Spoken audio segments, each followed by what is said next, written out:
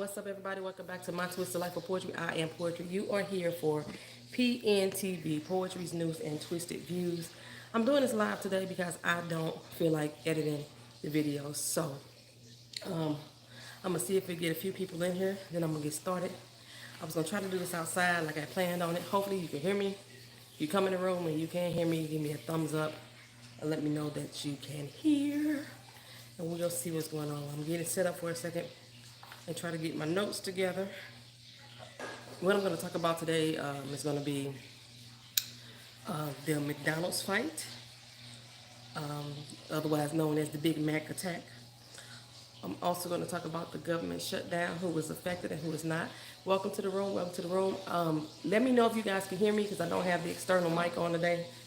Last time I got some feedback in it. Hey, Sass, what's going on, girl? So yeah, last time I had some feedback in the mic, so I didn't want to plug the mic up today. So let me know if you can hear me fine, because I know my house echoes a lot. So yeah, this was like spur of the moment. Like I said, I was gonna do this outside, but it's about to get dark. So I figured, I was trying to take the lipstick off my lips, and that didn't happen either. I look a mess. Y'all gotta tell a girl something. Hey, Lady B, what's going on? So can y'all hear me? That's what I need to know. If everybody can hear me. All right, you can hear me. That's what's up. Thank you, thank you, thank you. So, as we all know, I am not about to be speaking on R. Kelly on this channel. I'm not about to speak on Kanye West on this channel. But I am going to talk about some stuff that you probably have already hashed about. The volume is low. Hey, Miss Holmes, it's been a while. All right, let me try something. Let's see if I can hook this mic up.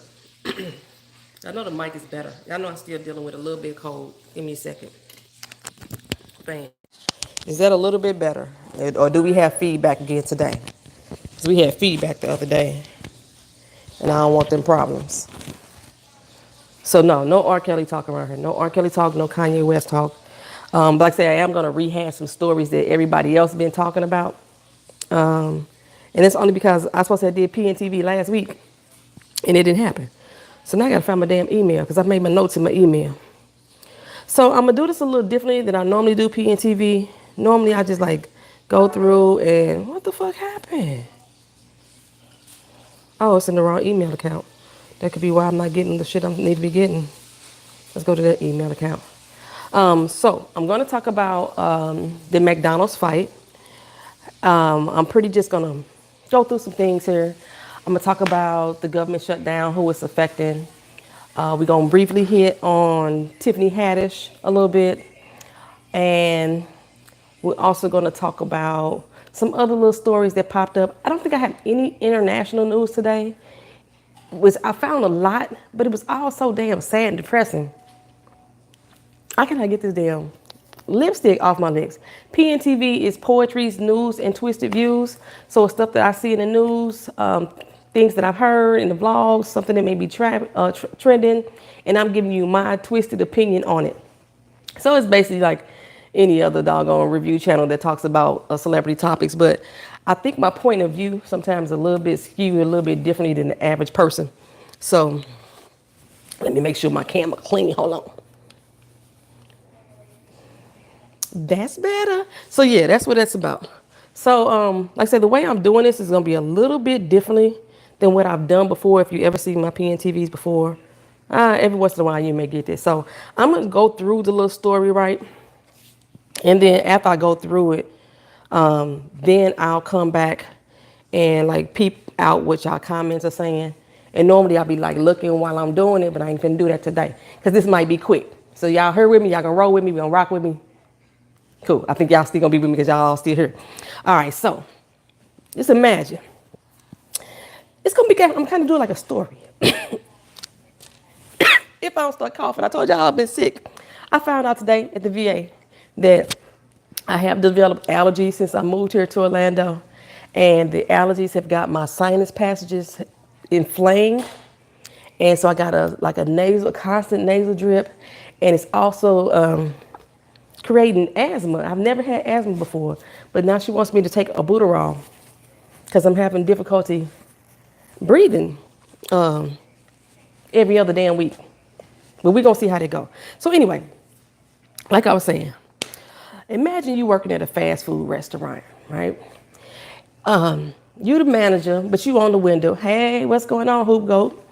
You on the window, and you hand the order out to a young person, a young lady, and she missing her ketchup. She get real excited about the fact that she missing her goddamn ketchup.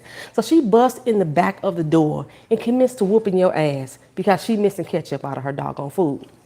Okay? In another situation, this young lady can't afford to buy herself another damn drink, so she's trying to steal drinks out of doggone machine. You peep that shit, you shut the machine down, she throws a drink in your face. So you commits to beating her ass. Real good. So these are some of the stories that have happened in the last couple months, all at McDonald's restaurant. And over the last week, on December 31st, we know that Daniel Taylor, a 40-year-old white male, walked his happy-go-lucky ass up into a McDonald's in St. Petersburg, Florida, and attacked a 20-year-old black woman named Yasmin. Yasmin James is her name. So from what I read about the incident, I tried to wait a little longer to see what was going to happen with this. What I read and gathered from all the different news articles that I found, the St. Petersburg area, and I think it's going to start happening nationwide or statewide in Florida, they no longer allow straws to be placed out in the lobby area. They're trying to cut back, trying to go green and trying to prevent the use of straws. People out here buying mechanical straws nowadays, reusable straws and things like that. So he out here on the hunt looking for a straw. There was none in the lobby. So he went up to the counter. Yasmin tried to explain to the fella, hey, we ain't got straws in the lobby no more. It's state law. Well, he gets a whole motherfucking attitude. So now he's upset with her. There ain't no straws in the damn lobby. So they have some words back and forth. He said, I just came in, not sure what I missed. You haven't missed too much, Anna LA. I'm just going through the little stories about some things that happened in McDonald's, like the young lady busted in the back of the McDonald's door and beating up the manager because there was no ketchup in her bag. In addition to the young lady who was trying to refill her soda, which apparently in this particular McDonald's, you don't get free refills. You have to pay for it again, but she couldn't afford to pay for a new soda. So she threw her drink in the McDonald's employee's face, and that worker whooped that girl's ass. And now we have Yasmin James being attacked by Daniel Taylor in his McDonald's, all over the fact that the new laws have changed and can't no straws be put out into the lobby. So while during this particular attack, she places a straw on his tray. So Daniel now has a straw. Well, he's upset that ain't no straws out in the lobby, period. Fuck the one that you just gave me. Everybody needs to get the straw. All straws matter. Let's get all the straws out there on the table. McDonald's is popping off, and this was just only 3 of the stories that's happened in the last 6 months. There has been 18 assault cases in the last month, in the last 30 days that has happened in McDonald's. Just a couple days ago, 2 teenagers got into a fight with a 28-year-old woman in the playground because the 28-year-old woman didn't want these 2 teenage girls in the McDonald's playground around her 2- and 5-year-old kids. So the teenage girls was like, if you want us to move, then you gonna fight us. Well, the lady said that she didn't want to fight them. I'm not sure if those were the exact exchange of words, but eventually the 2 teenage girls started whooping this lady's ass. And apparently the employees had to come out there, and the 2 teenage girls was throwing shit at the employees and everything. This was just, I want to say 2 days ago that this happened. Another incident out of Moreno, California, another employee got attacked. Hey, my classy creations. Justice Ambrose, welcome in, Angel Eyes 33. All these Mac attacks, that's right, Miss Halls, all these Mac attacks happen. But the one that Yasmin's is sticking out the most because as she tried to explain to this man, like I said, they were in a heated exchange at this point because he's mad about the straws, even though he has one now. He's mad about the straws. He decides to take his happy-go-lucky privileged ass up to the counter and snatch her up by the collar. Pulled her up by the collar. I don't know if he was trying to make sure that the bitch heard him clearly. You know what I'm saying? Or he was trying to show her who was in charge. But as Yasmin told him, she was on that shit today. I'm on that shit today. I'm on that shit today. And she mollywopped his ass a good few 5, 6, 7, 11 times. Well, while she's mopping him, there's 2 brothers standing in the back. One of them looking like this at first, but then he decides to react and intervene. When he intervenes into the fight, what he instantly does is grab Yasmin from behind. He grabbed her around the neck and around her body, trying to pull her off of him. Okay, so Daniel Taylor got Yasmin snatched up by the collar like a little fucking rag doll. She now has a hold of him and she's taking that right hand and she is fucking him up. She ain't letting up. Now, you can hear the manager in the background of the video calmly saying, let her go.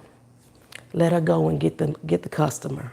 Okay, so bruh, let her go. The one that snatched her up, you know, her co-worker. He let her go, calmly walks his ass around the corner and touches the man on his arm and said, sir, stop it.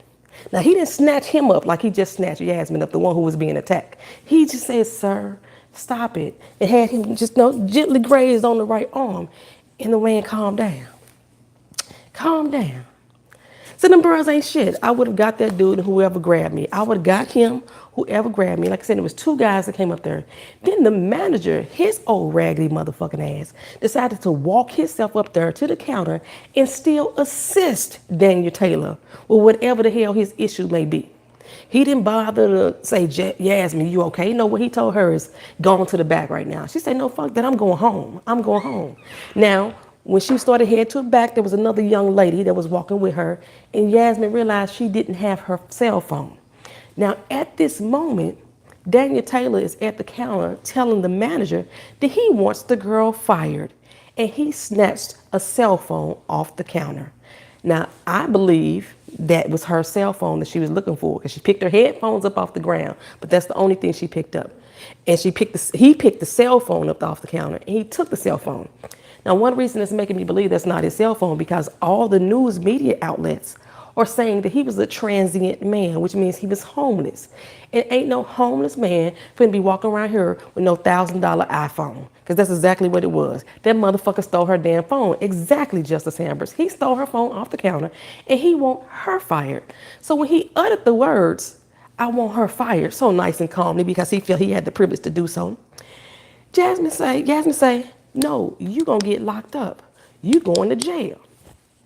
Mind you, not a single motherfucker in that building called the police.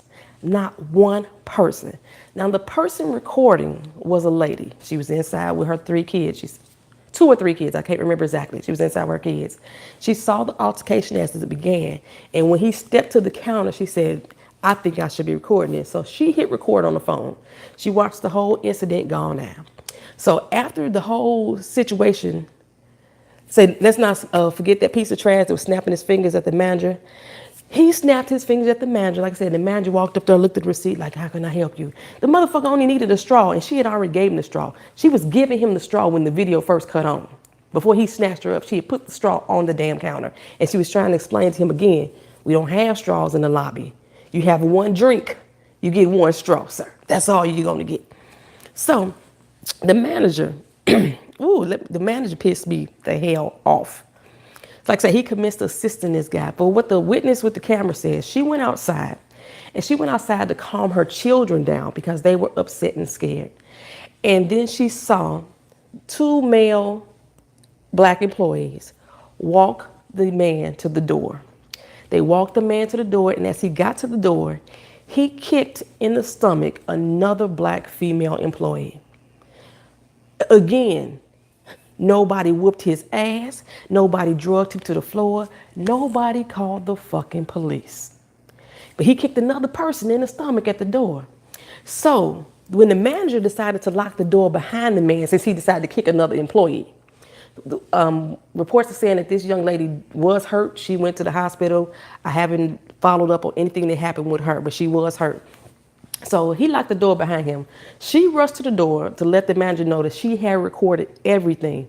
So he let her back into the building. When he let her back into the building, Yasmin James, the one who was attacked, was calling the police herself.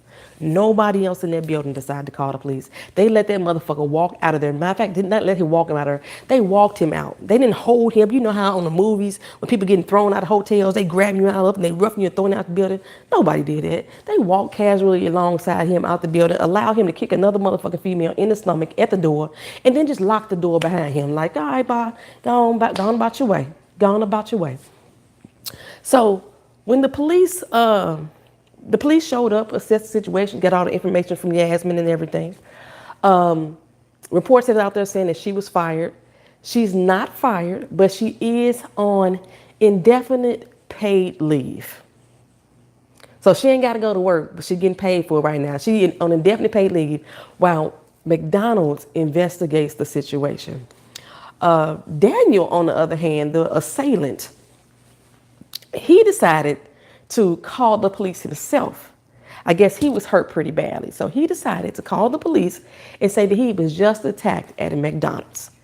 Now, when the police showed up to take his statement about his attack, about him being attacked, the police officer just happened to be the same one who watched the video at the McDonald's and realized that's the same dude who just attacked that girl at McDonald's. And that's how he got arrested. It wasn't that the manager called the police, none of the other employees called the police, none of the customers in there called the police. Jasmine called the police herself, and because Daniel Taylor was trying to file a false report saying that he was attacked at McDonald's, that's the only reason that man got arrested. And he got arrested on 2 simple counts of battery, not assault, not theft, not public peace disturbance, none of that. He didn't get none of that. He got us on 2 simple counts of battery, which could be dropped down to, I think, maybe a fine for real. In the court of law, it could be dropped down to a fine. Ain't no telling. Like I say, my biggest issues that I have, one is the manager. I think that Yasmin James should sue the hell out of McDonald's. Should sue the shit out of them. A few years ago, there was a young lady, a young white girl, that allowed a guy into McDonald's that she was crushing on him. The business was closed. It was locked up. She was the only one in there. She was the night shift manager closing out. And she allowed this guy to come into McDonald's. Why? She allowed him to come in. He sexually assaulted her. And when he sexually assaulted her, she sued McDonald's for failing to protect her in the workplace. And she won. Now, if this woman could sue McDonald's and win for failing to be protected in the workplace, and she let the person in, the assailant in, Yasmin damn sure got a case against McDonald's, in my opinion. But she black, so we already know how that's going to play out. McDonald's has issued a statement saying that they're going to increase awareness in the workplace. We're going to give counseling to workers who are affected by trauma. And again, Yasmin gets paid leave. So, that's all they're doing right now in addition to their investigation that they're going to set forth. The manager was at fault 100% in this situation for me. When he came to the front, when he heard there was a commotion, he should have called 911 immediately. That should have been the first step. Hey, Kiwi. Hey, Wheels World Media. What's going on? Thank you for thumbsing up, Wheels World. He should have called immediately. The 2 gentlemen, matter of fact, every man in that building, black, white, or otherwise, should have been able to step in and intervene in some form of fashion, whether they place a body in front of him, 2 or 3 men grab him from the back, what have you. But once he reached over that counter and snatched her up, her first reaction was to swing. I don't know about the 2 dudes that were standing around, why that wasn't their first reaction too. And I'm so sick of all the motherfucking excuses of everybody around YouTube saying, I understand, this is a college town, they didn't want to lose their jobs. I'm so sick of niggas being scared to be protectors of others. Black women stick their damn neck out for every fucking thing. For protests, for child killings, for if you leave your baby in the street and CFS come, they're going to protect your ass for that. They're going to take your kids in. Black women are not only the nurturers anymore, now we have become the protectors. And the second thing that is pissing me off about it is all these other motherfuckers out here who ain't blaming the guys for not stepping in. The first thing they're saying, well, she didn't need help. Is that the first assessment that we as black women get, that we don't need help? She shouldn't have had to need help. That's my thing. She should never had to need help. There should never have been a reason, even though she's trained in boxing, there should never been a reason that even got to that point that she had to swing on somebody. Because not only her boss should have been protecting her in that work environment, in addition, I think those 2 brothers that were standing right there, if y'all noticed the video, if y'all watched the end of the video, when she came back to get her cell phone, there was another young lady walking with her. And every time he stepped up to that counter again, that young lady bucked up. Just watch her body position. Just watch her body position. She like jumped up like, I wish a motherfucker would. I wish a mother. And then I was doing the same thing as I was watching the video. Every time he stepped to the counter, I was like, the fuck, you know? But the men standing back laughing, jiggling like, oh yeah, Jasmine got him. He did the damn thing. She shouldn't have had to do the damn thing. She shouldn't have had to do the damn thing.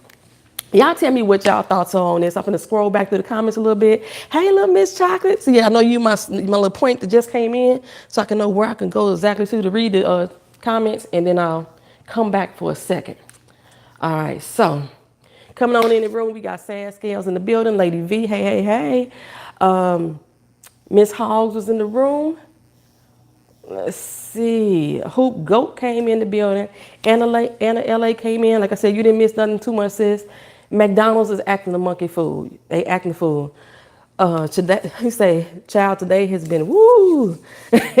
Angel, I said, what we talking about? We just gonna hash over some news that's out here it's been in the media for the past couple of days. All these mega attacks, as Miss Halls like to say. And he was not ready. The Daniel Taylor dude was not ready. He was not expecting for her to defend herself, one. And he was not expecting for her to know how to fight. I don't know why. Because that is one of the most stereotypical things, that all black women are crazy and wild and they'll cut you and kill you and all that stuff. So I don't know why he didn't expect to get fucked up. But because she did fuck him up, now he had the fucking audacity to call the police and act like he the one that was assaulted and attacked. Then she smacked fire out his ass. It sure did, Justice Hamburg. Justice Hamburg said, them bros ain't shit. I would have got that dude and whoever grabbed me. Exactly. All of them. All of them. When she said that she was about that shit, she meant that for all of them. And I was reading one of her interviews that she did at the end, like immediately after. And she was saying how scared and afraid that she felt. Even though she was fighting, she went into that fight or flight type of situation. Even though she was afraid, she was still scared and afraid, and she felt that nobody had her back. And it was clear nobody in there had her back. The woman with the camera, I'm gonna say she probably did the most for her by recording it. Yeah, he was all like, yeah, you gonna get fired today. He ain't go to jail for assaulting her. He went to jail for a warrant. He went to jail for a warrant. Shut the front door. Now, see, the police officers in St. Petersburg are saying that they recognized him in the video, and that's the reason why he got arrested. But they probably held him on the fact that he already had warrants. And they trying to add the label transient to him to try to soften his image for us. You know, transient is a homeless person. He's probably a veteran, got mental issues. His mama done left him. His girlfriend took the cat when she left. Something probably happened to soften us up to him. Should have done a citizen's arrest on his butt. I don't know exactly how a citizen's arrest works, because I tried to do that myself, but I tried to do that against an officer who I saw breaking the law. That shit didn't work. But yeah, fuck that dog. They should have demolished his ass as soon as he reached across the counter. Exactly. It was like she wasn't even standing directly at the counter. It was like she already knew, she already felt, she already sensed something in her being that something wasn't going to go right. She was standing about a good 1.5 to 2 feet back from the counter. He leaned in and reached up and snatched her up like a rag doll. But he wasn't expecting for that doll to wake up. She turned Chucky on his ass and started fucking him up. I was like, yes, girl. Yes, girl. Motherfucker was complaining that she was acting manly, complaining that she didn't fight feminine. Justice Hamburg, are you kidding me? They complaining that she didn't fight feminine. I don't know how feminine people are supposed to fight. We supposed to windmill? Is that what it is?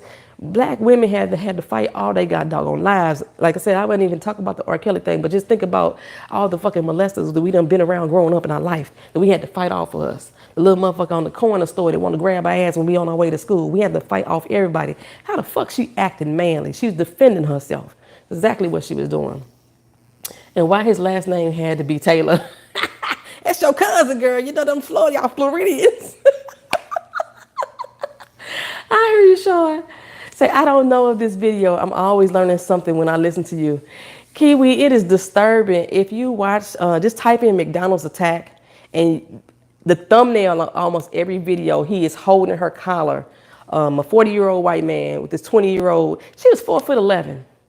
4'11". He thought that he was gonna handle her ass, and she worked him. She worked. You say by no means are y'all related. I heard that, girl. I heard that. And he wasn't ready.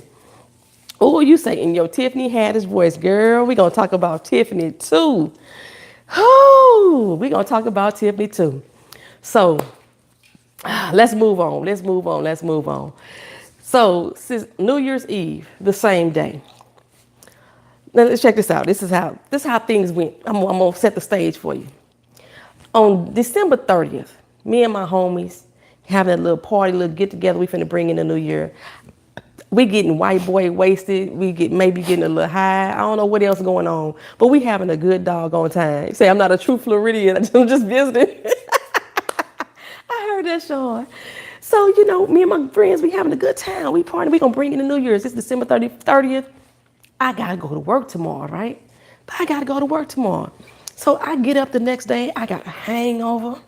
My stomach ain't feeling good. I partied too hard. I might have just got up at noon. But it shouldn't have fucking mattered because Tiffany Haddish took her ass to work at nighttime. I'm not a drinker. I'm not a drinker. I'm not sure how long a hangover lasts, but I'm quite sure by early evening the next day, she should have had some of that buzz or whatever the hell she took and the hell snorted, drunk, whatever it was, or her party should have wore the fuck off in time for her to make it to her job and perform as she should. Say that is disgusting. The customer's always right, but no, not here. He was assaulting her. No excuse for that manager not to intervene. Ain't that right, Anna LA? Talking about the McDonald's case. That is so true. So Tiffany Haddish got on stage and decided to start performing her New Year's Eve. It's the first night of her tour. This is what I believe happened. Hey, Keisha Charmaine. Hey, girl. Hey. We was talking about you in one of my lives a couple lives ago. This is the hair guru, y'all, the lock guru, Miss Keisha Charmaine in the building. But yeah, so Tiffany Haddish, this is what I think happened. I think she went out and partied with her friends, got drunk, did that and the third. Yeah, I think when she got on stage, she was going to try to use the partying as part of her storyline, because she normally tells stories as jokes. I think she was going to try to use the part of her drinking and partying and kicking it as her storyline, which is why she had the bottle of liquor on stage. When the jokes weren't going over too well, then she tried to blame the fact that the jokes weren't going over too well, saying I'm still drunk. Did you really just bark in the middle of my live? Really? Really? Calm down. Go sit down. Now. Look at Vito. He just got to get her. That had to fight 3 dudes at once before. Oh, Lord. Woo. I had to tell y'all some stories about my fighting different dudes, but yeah. So I believe Tiffany Haddish was trying to use her going out partying experience as part of her skit, and the jokes fell flat. That's what I believe. I wasn't there. I didn't see it all, but I think the jokes had fell flat. And so she tried to use the fact that she was already drunk and had her bottle of liquor on stage with her as an excuse of why she can't remember her jokes. From when I hear people was getting up, walking out the theater. A view from Tracy Point said she was there. She said she was so embarrassed that she wanted to leave, but since her friend had bought the tickets as a birthday gift, that she didn't decide to leave out. And another thing with her, I do not think she is a good stand-up comedian. I don't think she's funny. I don't think she's funny at all. Put it like that. I have seen stand-ups for her from years ago. She has been a stand-up comedian since she was 16 years old. She's 32 now. So she's been in the game a long time. Ricky Smiley did an interview the other day talking about how she was just inexperienced, and this is why she couldn't hold that crowd's attention. She's been in the game for 15 damn years. How much more experience do you need? If I was in the game for 15 years on my job, I'd be almost damn ready to retire. So I don't buy that excuse that she's inexperienced on standing up, doing stand-up. People are, I think, rah-rahing and hoo-hahing for her because of her come-up story. You know, she was in an orphanage and she came out, she found love, and then she found this script or what have you, and now she just blew the hell up. But people have to remember, she didn't write Girls Trip. She didn't write that script. I know she did some little ad libs in there, but overall, she did not write that script. And I can't even say she not ready, Miss Hawks. She been in the game 15 fucking years. How long do you have to do the damn job for you not to be ready? She's not talented. She's not skilled. That's what yeah, Keisha Charmaine, everybody bombs, but when I look at her history of stand-ups, she has bombed every time. Not to this extent where people walked out, but she has bombed every time. She has never told a joke that I've heard that I laughed. Not one time. Now, she has been done some antics around, that make me laugh. Shit, I do antics on this channel that make y'all laugh. I'm no comedian, and I know it. I don't think she has a comedic bone where she could deliver punchlines and deliver comedic stories. But I think that she's able to present comedy that's written for her in movies in a good way. I'm not gonna knock her there at all. But as a stand-up comedian, I seen her way before Girls Trip. She was a nobody then, and she animated. I think she is the over-exaggeration of a lot of the stereotypical black girl image. We know people that's like that. And I'm gonna tell you, when I watched Girls Trip and she cracked that bottle on the table, I was like, that's me right there. That's me right there. But outside of the TV show or the movies, it seems like she is trying to always present that image to me that I am just so extra. Everybody laugh at me, ha ha ha. And I think that's why white people were drawn to her, is because she is the overly exaggerated, stereotypical black girl. But yeah, I just don't think that at no time, whether she was sober, I don't think that she could have handled that crowd. I just really don't. I'm gonna go back to the comments for a minute and try to see what y'all saying here. Let's see. Oh, my little finger. I hope my finger ain't ashy on the screen. Let's see. Say Cat Williams had to tell y'all about Tiff. Y'all thought he was hating. You know what? I just listened to Cat Williams for the first time, showing 2 days ago, because I didn't hear that, because I was not a big Cat Williams fan either. He can make me laugh, but it's not somebody that I would like pay money to go see. I don't know why. Just something about his vibe that I think his outside life has like tainted me wanting to go support him otherwise. So it's not somebody I really want to see. So I didn't watch the interview. The chick Wanda and Frank from Wanda and Frank show, I didn't like Wanda. I got satellite radio, so I heard a lot of different radio stations. I didn't like Wanda. So I didn't want to hear the interview. But I heard that he gave her a good drag session. So when the situation with Tiffany Haddish came out, I said, let me go back. Because everybody like, Cat Williams was right. Cat Williams was right. I said, let me go back and hear what he said. He, in a way, said the same thing as Ricky Smiley. He said that she doesn't have the experience to carry on that type of stadium, that type of arena. And again, I say she's been in this motherfucker for 15 years. How much more experience does the girl need? How much more experience does she need? But he also said that he blamed a lot of it on colorism. He said that there was a lot of the darker skinned black female comedians are not getting to shine. One, because she was married to a white dude and she now talking about she want to sleep with Brad Pitt. I don't know nothing about that. I don't know how true any of that is. So I can see why people were saying he was hating, but there was a lot of what he said about her talent for me. I was like, yeah, I agree with you, bro. I agree with you. And he did handle Wanda really good. I was laughing my ass off at that. I was laughing my ass off at that. Let's see. Somebody came in and said it was their birthday. I missed all of that. Lady Erica, it's your birthday. Happy birthday to you. Happy birthday to you. Happy birthday. That's the only version of the birthday song I know. So yeah, that's what you get, girl. Happy birthday. Happy 25th birthday. Say that's the hood. Oh, happy birthday. You may have many more. She's a sit-down comedian. No stand-up in her. No stand-up in her at all. She kind of like Jerry Seinfeld to me is not funny. I call him a comic over a comedian. And that's how I see her comedy. She's more of a comic over a comedian. It just doesn't appeal to me. Um, let's see. Say Kevin Hart told us that she just animated. She is extra animated. She's a hype man. Flavor Flav. Should I say a hype man? She's a Kevin Hart under. Oh my goodness, Kevin Hart ain't funny to me either. Oh, SG in the building. What's going on, sir? Yes, she is Kevin Hart. I agree. He is not funny at all. In her movies, she's more loud than funny to me. And like I say, even in her movies, she's not writing her script at all. You know, she's reading a script. She try to add a little flavor to her delivery, but she's more loud than funny, yeah. I like how classy Monique was about her bombing on Dish Nation. Monique tried to always be classy with her beloved self.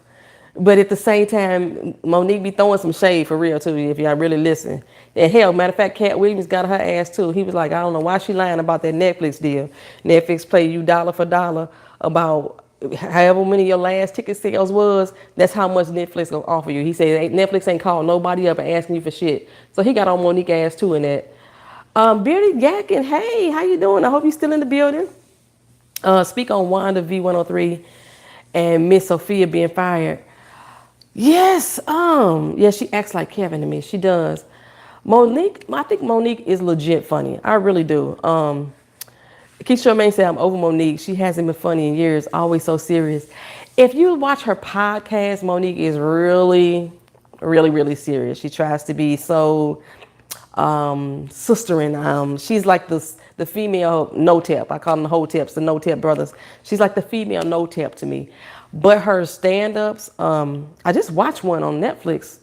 Funny as shit. Like the one she did a couple years ago when she went to the prison. She's still doing stand-ups that I've been seeing like on Netflix and I've been seeing on Amazon. And she's funny as hell to me. You say Dave Chappelle is funny. I love Bearded Yak, and I do, man. I'm trying to watch his kids, but you know, we on different parts of the world right now. So Monique is there is a Monique in every black family. There's a Tiffany Haddish in every black family, let's be honest. There's a Tiffany Haddish as well. But that doesn't necessarily mean that they translate to the stage. We got funny people everywhere. They don't I know damn well my black ass ain't finna get up on nobody's stage at all. The fact that I'm sitting on here talking to YouTube to you guys and y'all think that I'm funny half the time, I'd be like, for real? Okay, but yeah, it don't translate to the stage. Let's check it out, because she was hilarious to me back in the day. Yeah, Keisha Charmaine, especially the one that she did in the prison. I thought it was such a good idea that she was going there to support these women. We got to hear a lot of these women's stories, and it reminded me, it now reminds me of Centonia Brown. So if you haven't heard, Centonia Brown has been granted clemency. She's been in jail for 15 years. I think when I did my little recap on her before, reviewing her before, I was saying that she was just being sentenced. I was wrong. I don't know how I ended up saying that out of my mouth. She had just been sentenced. She's been in jail for 15 years. She was a young girl who was picked up by a pimp and pimped out, prostituted out. Basically, that's self-trafficking, you know what I'm saying? And sex trafficking is basically what it is. She was with a John. The John was believing that she was 18 years old. I don't know if that's what the pimp told her or that's the lie that she had to tell the pimp. But the John believed that she was 18 years old. According to Centonia, he had already choked her. It was very brutal sex acts that he was having her perform. And she killed him. She killed him, stole his money and his truck and got away from there. She said she stole the money so that she could have something to take back to her pimp, because she knew the pimp would not accept her coming back empty-handed. So she ended up going to prison. They charged her as an adult at age 16. So she's been in jail for 15 years now. She's 31 now. And the New Tennessee governor, I believe it is, or maybe it's the New Tennessee judge, I don't remember exactly, just granted her clemency. So she's going to be released from prison. I do not believe that she's going to be released until next year, though, in 2020. So she still got to sit there a whole nother year. And like people have been saying, oh, she's turned her life around and she's going to be a much human being and all the good things she's done in jail. I don't know what life she could have possibly turned around because her life was stolen from her. It was stolen from her too young. By her being put on the street, you heard August 7th. Was it August 7th of this year though, 2019? That'd be a blessing if it is. But like her life was stolen from her too young. She was already pimped out at a young age. Like she gets out August because that's when she officially hits 15 years. Okay, thank you for clearing that up for me. Because I was like, why the fuck is we waiting so damn long for her to get out? Like, I don't know what resources are going to be available to her. Like what, she gets out and then what? Then what? She's missed all of her younger years. I mean, she just be 31, but still, she missed a lot from 16 to 31. That's a lot of life gone. And like I say, I know she picked up skills in jail and what have you, but she's gonna be forever be remembered as Centoya Brown. You know what I'm saying? The young lady who murdered somebody, and the young lady who was a victim of sex trafficking, which they like to call it teenage prostitution, but I think Beautiful Soul Speaks said it. Either Beautiful Soul Speaks said this or Miss Honey said this. There's no such thing as teenage prostitution. At that age, even if the child makes the decision to run away from home and to sell her body on the street to survive, she is still the child. It's still the adult who is taking advantage of that situation and exploiting that situation. That is sex trafficking. That is not teenage prostitution. I'm gonna go back here for y'all comments for a second. Okay. So, okay. Justice Hamilton was saying about Tiffany Haddish, I think there's a certain struggle that these new comics lack. I have to agree with you there. Yeah, they haven't, and I think that's probably what Ricky Smiley and Cat Williams was saying when they said she doesn't have the experience. She didn't. No, then again, I was gonna say she didn't really go through the Chitlin circuit like they did, but she did. Like I said, she was out there 15 damn years doing it. Keisha Sherman saying, yes, thanks God. I think that's in relation to Centoya Brown being released. Beardy Yakman saying Richard Pryor was hilarious. Richard Pryor was a fucking fool. He needs a charge specifically for yoking that girl up. Angel Eyes talking about the Mick attack with Daniel Taylor. Yes, he needs a specific charge for that. And then we clarify she gets out this August. They want to make it plain that she has to pay for standing up against a man, period. And if you think about that, Justice Hamburg, the fact that she had to protect herself. We go back to our first story. The fact that she had to stand up and protect herself while another man is out here pimping her out to these people. You know what I'm saying? She had to protect her damn self. She go to jail. She had to make an example out of her. That's basically what it is. A Lady V is asking, did I hear about Bennett College? They are at risk of losing funding and accreditation. They need $1 million raised by February 1st. You can donate on the website, anyone interested. I have not heard about Bennett College. Truth be told, I don't even know who Bennett College is. But I can look that up. Lady V, I agree with the statement. There is no such thing as teenage prostitution. The girl wasn't even legal consenting age. Exactly. So I'm just glad that she is out, but it took you can't stand against men, just like victims in these families. Oh, I'm sorry, y'all got this nasal drip. Hold on for a second. Yeah, it's we can't stand up against men because then we too loud and too obnoxious. If you do, fools come against you. You like they attacking, Yasmin James. She stood up for herself, and what you say that they said that she didn't know how to fight like a girl. She's fighting too manly. She was too manly. That's why she didn't need protection herself. That's why they needed to step in, because she was handling it herself. This 20-year-old girl who, I think they said that she had just had a baby 2 months ago as well. Your co-workers know that you just had a baby 2 months ago, and they see this big ass white dude snatch your 4'11" ass up over a goddamn counter, and they stay back like, ooh, you see that shit, dog? Like, oh, that pissed me off. That pissed me off. Oh. Okay, so anybody has anything else to say about Centoya or Tiffany Haddish or Yasmin James? I'm going to move on to the government shutdown. Okay. As of today's date, we are 21 days into the government shutdown. Dumb Donald decided to shut the United States government down for failure to provide funding for the damn wall he wanted to build at Mexico. And it reminded me, for some reason, I don't know, it just put me in mind. 20 years ago, In 1989, the Berlin Wall was torn down. And I remember how people celebrated that wall being torn down. It allowed citizens free passage between East and West Berlin, and how much people were celebrating that. And now, today, 20 years later, here, dumb Donald stupid ass up here want to build up a wall. He is not just, the fence that's there with the barbed wire. He wants to build a 7-foot concrete wall to go along the whole coastline of the Mexico-United States border. He had a meeting last night with Pelosi and Chuck Schumer and a few other politicians. And basically at the end of the meeting, it's still at a stalemate. They still wasn't coming to the Democrats ain't giving in. And he was like, okay, fine, bye-bye. That's how he ended the meeting. Bye-bye, and walked out. There are almost 1 million employees currently being affected by this shutdown. I want to say the number was 800,000. Of that 800,000, 500,000 of these employees will have to go to work without pay. This would include the FBI, the Custom and Border Patrol, the TSA agents, and I believe that's all. And then there's another 300,000 employees that are just furloughed without pay. Furloughed basically means laid off without pay.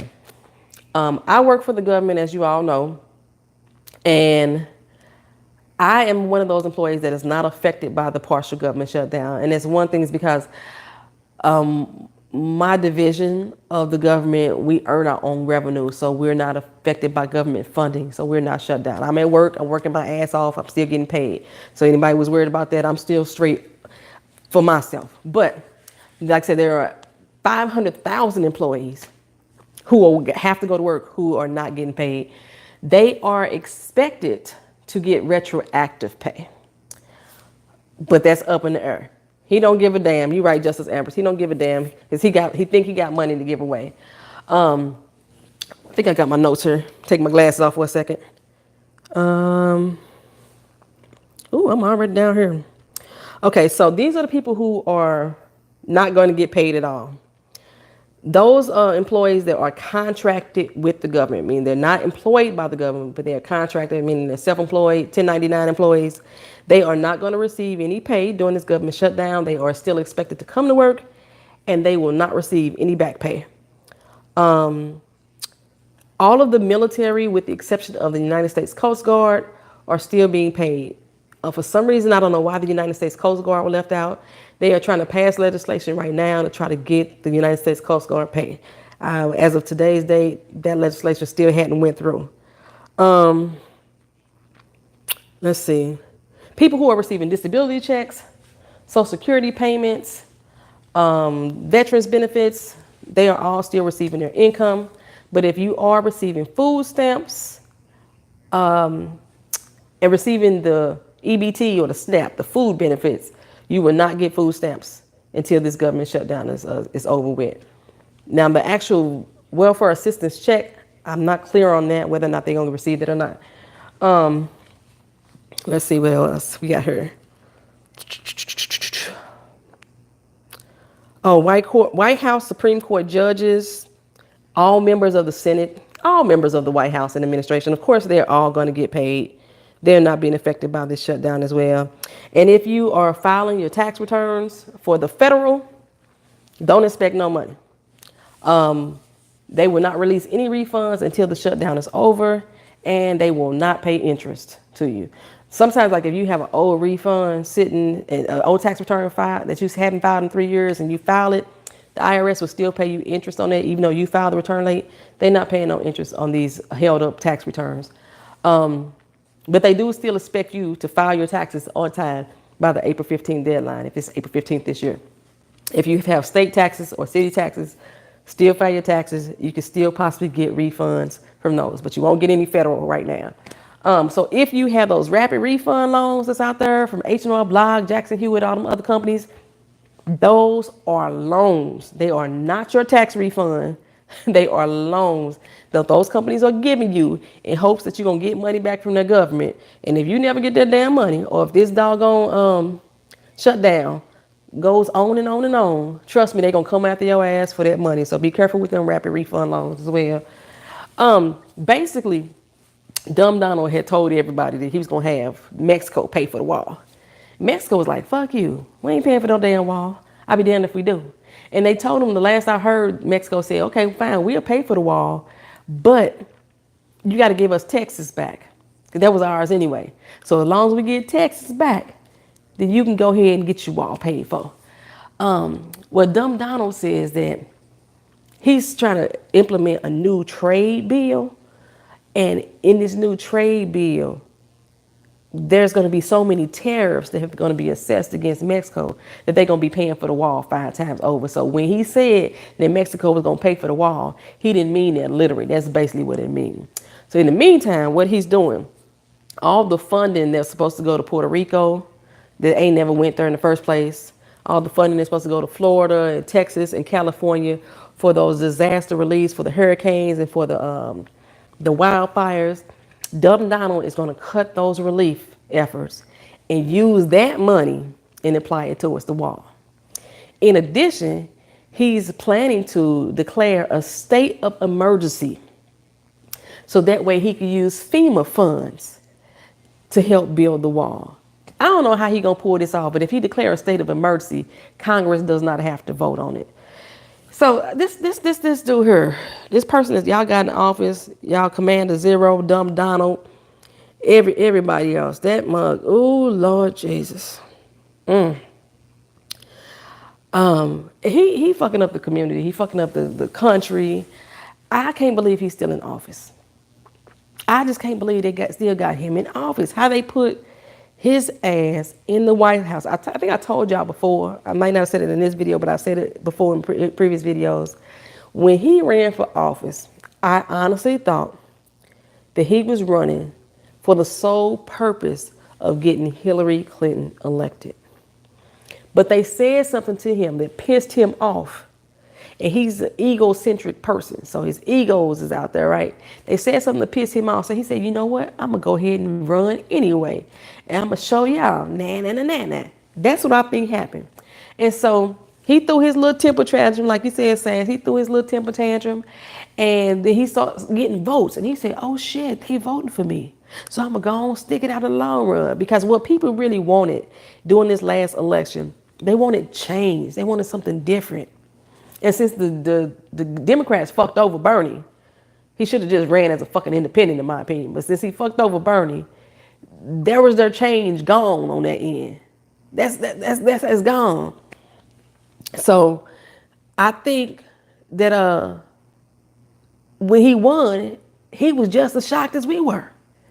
And now he don't know what the fuck to do. He's like, I'm just going to do everything. You know what? I'm going to push the red button. Boop. Oh, let's see what happens right there. Oh, pretty lights. You know, that's how I feel that he's going about his whole administration. And even though that there are GOP people out here saying that, oh, he's making a mistake or we don't agree with everything that he's doing, they going to support his ass tooth and nail. Tooth and nail, one, because he's white. White people, for the most part, don't care how wrong that person would be. They gonna stand by their man. They got him in there, they gonna stand by him. And I mean, it's fucked up, but that's just how I feel about that situation. All right, I'm gonna go back a little bit and see what y'all saying about the comments. Let's see. Okay. Say, woo, child, I'm glad I work for the state. I remember when when the state of Missouri, they shut down too for a minute. And it was nothing pretty.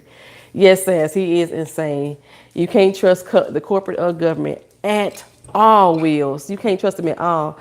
There was this TV show on Netflix called Continuum that I used to watch. And during the whole election with Bernie Sanders and Hillary and Clinton was running, pretty much everything that was happening on that show was happening in our politics. Like you could see anybody who was against corporations taking over the government was deemed as terrorists. It was like, that show was like so on point. Of course it got canceled. Justice Hamburg say you think it's a setup. In what way do you think that it's a setup, Justice Hamburg? Like the whole wall shutdown. How do you think, if it is indeed a setup, what is going to be the benefit of this setup? So he don't give a damn though because he got money to get away. The truth be told, Justice, he ain't got money for real to give away. His bankrupt ass, everything. He's still under investigation.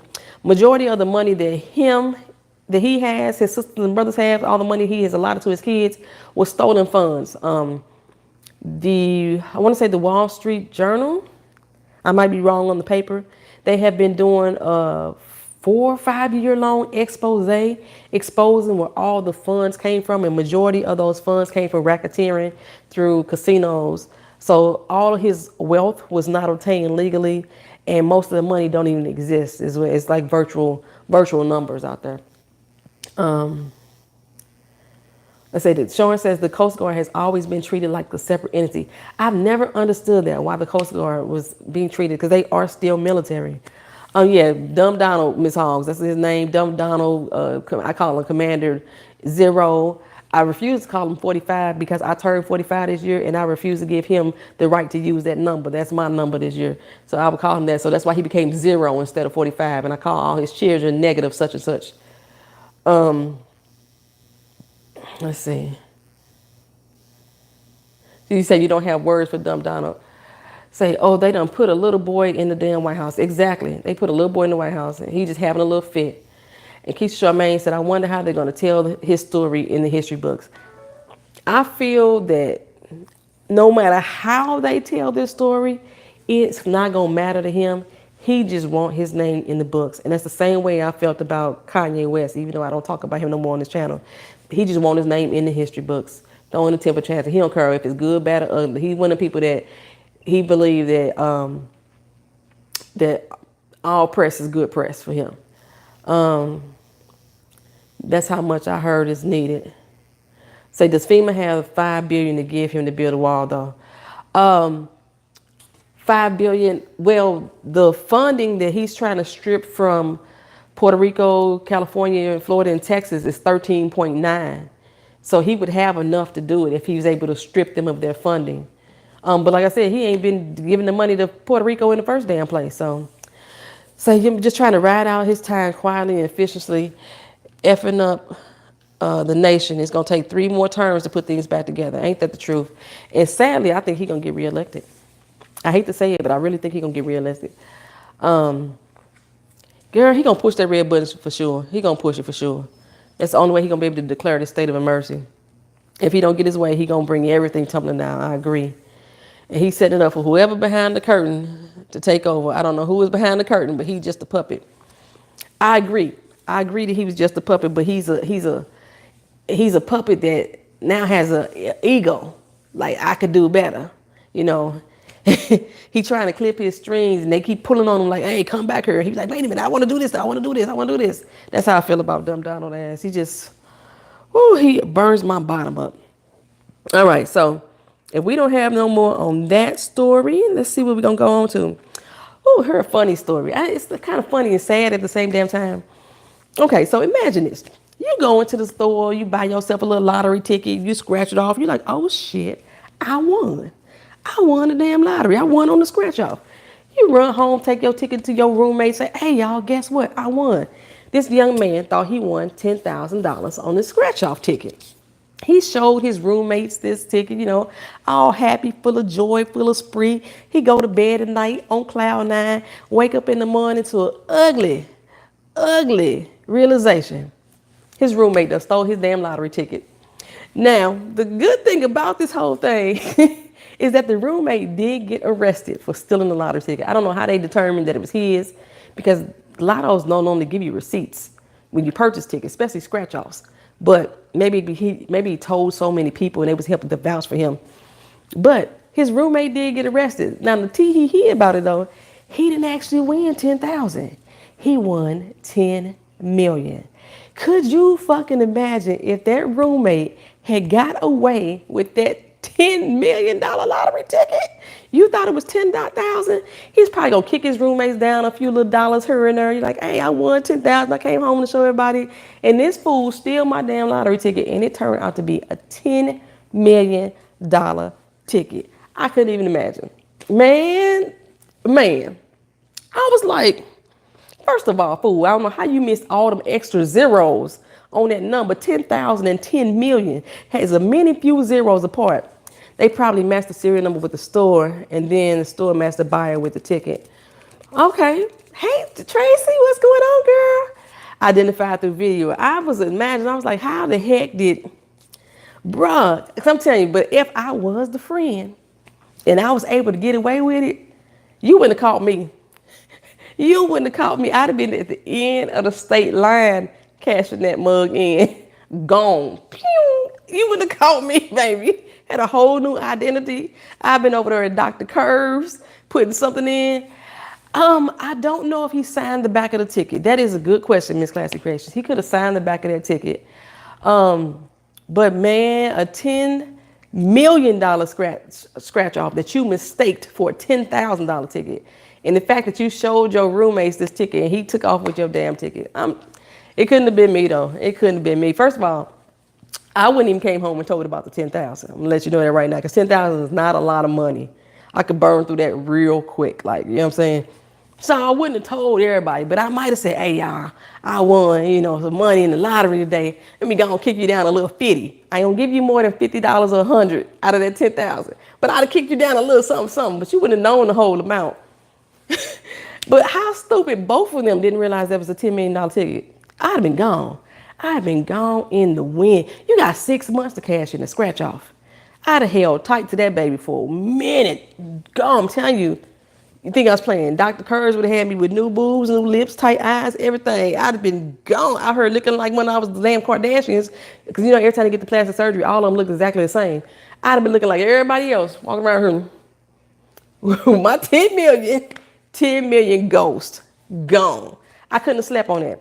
But Justice Hambers, he didn't realize it was a $10 million ticket. He thought he had only won 10,000. It was not until the police recovered the ticket that it was identified it was a $10 million lottery ticket. That's the only reason why he was known it was 10 million. I was like, this dumb fool, he gonna lose all his money. Within a year, he gonna be broke. He gonna be broke within a year. If you not intelligent enough to see the 10,000 ain't 10 million, I don't think that you have the good sense to hire a good financial advisor to help you allocate those funds in the proper way. He gonna blow it all. He's seriously gonna blow it all. Let's see what I got here. Man, Bird Box, the movie Bird Box. So I'd have been in the wind, Justice. You know what I'm telling you? Pew, gone in the wind. You wouldn't have been able to find me. I'd have bought an airline just so I could fly away to somewhere else. Go over to one of them countries that it can't be extradited in. Gone. Oh, okay. So on to the movie Bird Box. I'm not sure how many of y'all seen it. It was a big too-hoo-ha-ha on Netflix the past couple weeks. Starring Sandra Bullock. I didn't think you would like Bird Box. Bird Box was interesting. I still got a lot of questions at the end of the movie, so it's still a lot of stuff unanswered for me. Like, where was all the black people? It was only 2 black people, Charlie and Tom, in the whole damn movie. I read a lot of the write-ups on it that, the blindfolds was basically white people ignoring racism. I saw the write-ups that how we weren't seeing true religion. I saw the write-up about how the mental people had ended up being the evil people. It was like a lot of people feel like it was an attack on white folks. You say you're a stickler for writing? Yeah, I do love the writing. It was definitely different, but I had a lot of questions. But like just one specific question. You've been doing this for 5 years with these kids. Y'all can't walk around with blindfolds on better than that. Y'all still like, y'all should be used to it by now. If you've been walking around with blindfolds on all this time, 5 years, you should be used to it by now. Come on now. And it wasn't like the entity that they were seeing. Thank goodness we never saw what the real entity was. I was reading an interview on it, and Sandra Bullock saying that when she saw the script, they gave her what the entity's supposed to look like. It's supposed to be some long green figure that had like a baby-like face. I would have fell out laughing if I'd have saw that shit. So I'm glad they didn't show this image. But in the movie, they were trying to explain that this supposed to be everybody's greatest fears and everybody's the thing they lost the most. It just didn't make no damn sense to me why these things would make you want to kill yourself though. I didn't get that. I didn't get that. It was crazy. It was crazy. And then Tom, the black man, the army dude. Tom lived there for 5 damn years. Don't tell me that they got out their house that many doggone times. They had no razors, no scissors. His fade and his beard was all kempt and clean, cut and shaven, everything. They having sex all this damn time and she didn't get pregnant again. Not one time. I just didn't get that. I didn't get that at all. So I had a lot of little questions. So you didn't like it one bit, Sass? It was not what everybody hyped it up to be. That I can agree. Because everybody was like, oh my God, you said you didn't see Bird Box. You got to see Bird Box. Keena forced me to watch it. That's why I watched it. Because I was like, I ain't finna watch Bird Box. That's why I watched it. So it wasn't bad, but there was a lot of things that just didn't make no damn sense. Why was the birds the only entity that could sense these things? Now these things could blow people's hair. They could blow wind. They could set off the sensitivity sensors around the doggone car, but they couldn't blow the front door down. It didn't make no sense. And why was the mental patients the only one who could see them and not be affected to where they want to kill themselves? Why weren't blind people ruling this motherfucking world? Blind people should have been setting it off up in here. So it wasn't a good movie, but I was entertained. There you go. There it was. I was entertained. It was so many things lacking that I was like, okay. But yeah, I kept saying, if I'd have wrote this is how it would have went. If I'd have wrote this is how it would have went. But the thing is, like, that movie was watched so many times that it was, I think they said 9 times watched more than actual Netflix subscriptions that existed out there. So people were trying to figure out how did all these people get to watch it when everybody ain't got Netflix. They had so many more people who watched this movie. So there has been this new company, because Bird Box done fucked it up for everybody, that has presented this type of app, so to speak, to Netflix and Hulu and Amazon. So that way they can monitor accounts who are sharing their password with other people. Netflix was the only one who said they don't care about that. If people sharing, that means more people watching Netflix. They don't care. Do what you want to do. But you know, a lot of streaming sites get shut down for that because they consider it to be copyright infringement that you sharing, you know, your videos or what have you.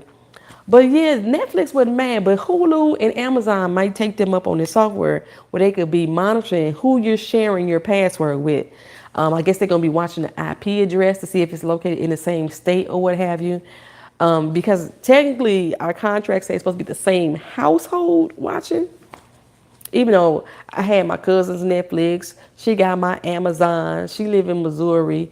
I think I offered my Netflix the time before. Keena, we got her Hulu.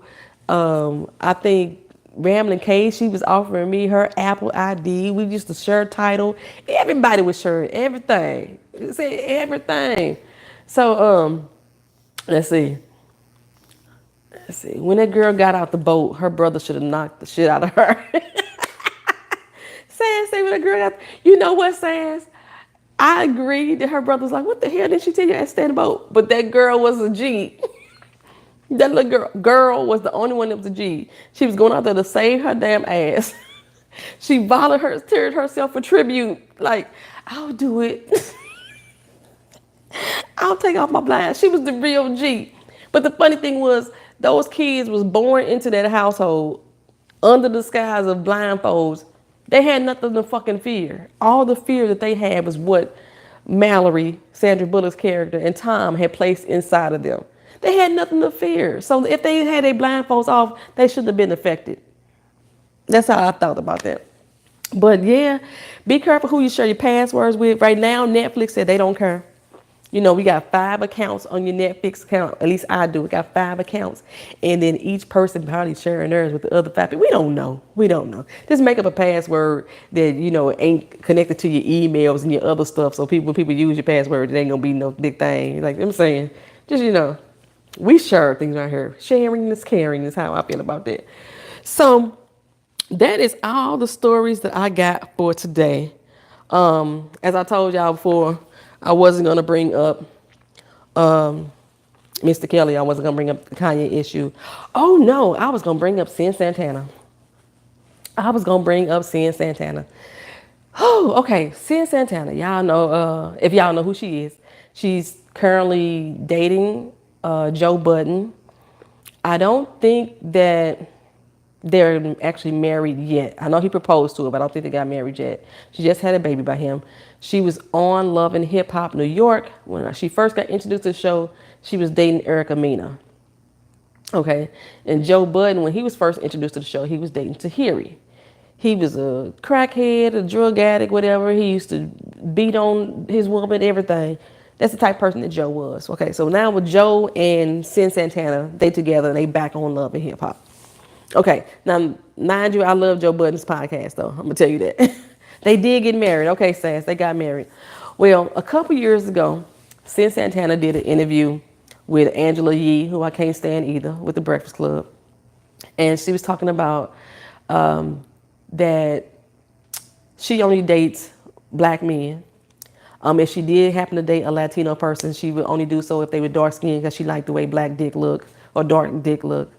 And that black women would be all in our motherfucking feelings because she believes that black men cater to Spanish women. And I think she meant Hispanic or Latino women.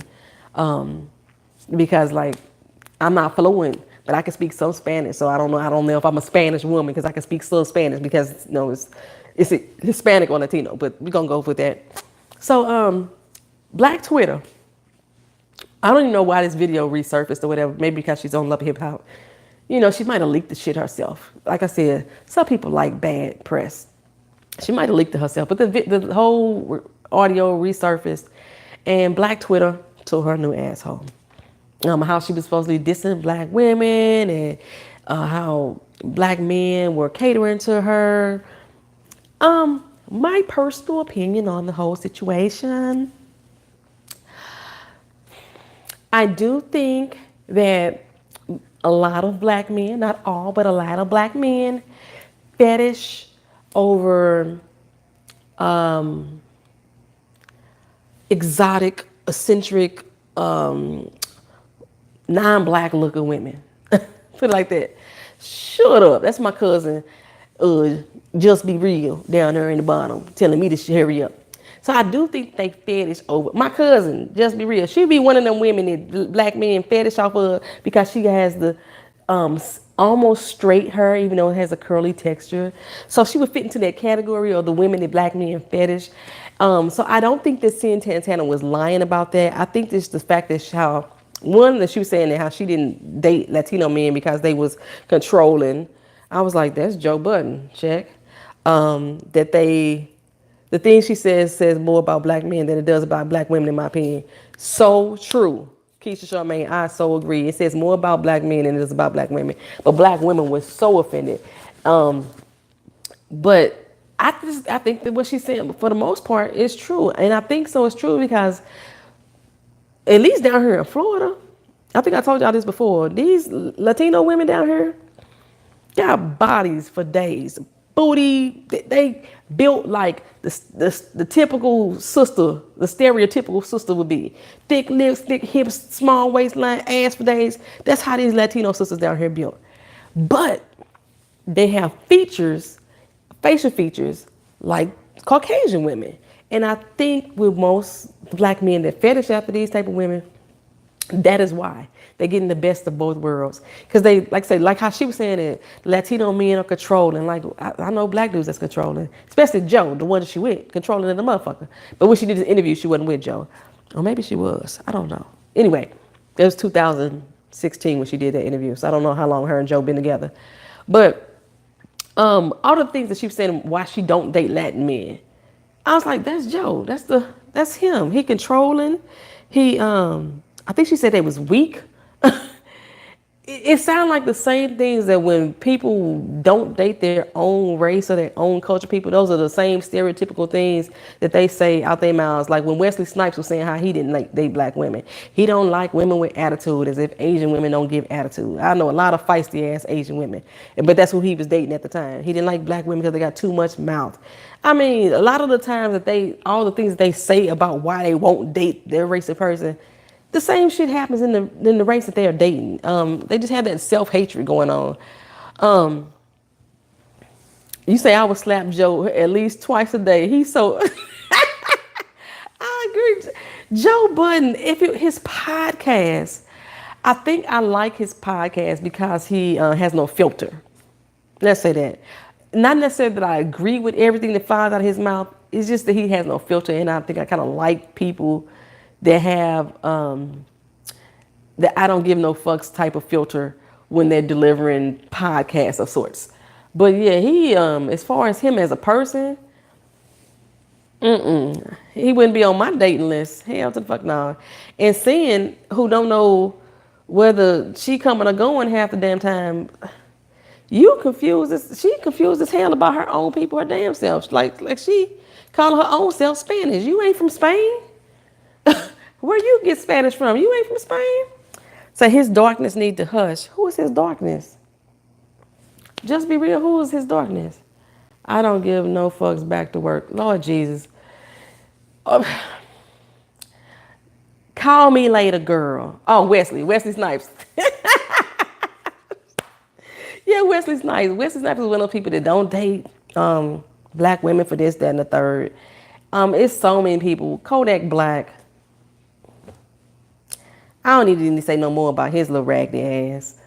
And I'd be like, yeah, who want to date you? Where is Wesley? I have no idea. Last time that I even thought of Wesley Snipes, he was going to jail for tax evasion. That was so many years ago. He was sexy to me back in the day. When he was Nino Brown in New Jack City, his ugliness could have got it back then. It was something about that thug life that I was like, yeah, baby. He's always been ugly in the face to me, but he was sexy. I'm going to give him that. He was sexy. And then he ruined it with that comment. And then he did, I want to say, not how Stella got a groove back. Was he in Waiting to Exhale? And he met up with Angela Bassett character at the end. And I was watching it at the movies, and they had a close-up. He had a herpes sore on his lip. Yeah, he had that herpes sore on his lip, and I saw that in the movie because we was close on the screen. We was like in the first row, and that turned me completely off of Wesley Snipes from that point on. There was no sexy no more, no nothing. I could, and I vowed from that point on, isn't Wesley in the Richard Pryor movie? I did not see the Richard Pryor movie, and I did not see the Richard Pryor movie because I don't like Mike Epps as an actor. So I refuse to watch that movie. I think I feel about Mike Epps acting the same way I feel about Tiffany Haddish doing comedy. They suck to me. He should stick to stand-up. She should stick to acting. That's how I feel about it. So yeah, I wouldn't watch that movie. I don't know if he did a good job or not. I think I watched him in some other movie with Queen Latifah, and it just didn't go over for me. I was like, Mike Epps can't act to me. He just stick to the stage, bro. Stick to the stage. I was gonna Google Wesley Snipes to see where he was at right now. Let's see. So, but other than that, y'all had any thoughts or opinions on Cyn Santana and her comments that she made? Wesley Snipes is still tweeting. That's all I know. He's saying something you don't owe an explanation to anyone or who doesn't understand your process for keeping inner peace. Become a master of your own life. That's all I know. I didn't know it was out yet. The Richard Pryor movie with Mike Epps came out a couple of years ago, I think. So you wasn't moved by Cyn's comments. I wasn't moved. It didn't do me no. I didn't get upset. I don't even know why The black women of Twitter went crazy on her. Her apology was sincere to me. Oh, she apologized? Girl, don't keep them apologies. Mean what you say and say what you mean. If you meant what you said back then, okay. Oh well. Yeah, it was Wesley Snipes and waiting to his head. He had that herpes sore lip on his that herpes sore on that lip.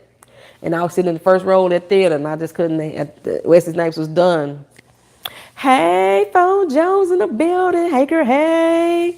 SG was in here earlier. I don't know if he's still in here right now. He was in here giving us little comments. We were just talking about wrapping it up. We were talking about Cyn Santana and how her comments, if at all, if it affected you at all. It didn't really affect me at all. The black men that she date don't affect me at all. Hell, I've been so single so long, so you know, it don't affect me at all. She told her truth. Yeah, she told her truth, and that's how she feel. That's how she feel. Oh well. Is the Richard Pryor movie on Netflix? Let me look that up for you. I'm gonna find out. Ooh, I got my little tablet here. I could look some stuff up. Richard Pryor movie. Yeah, his whole name was Richard Franklin Lennox Thomas Pryor.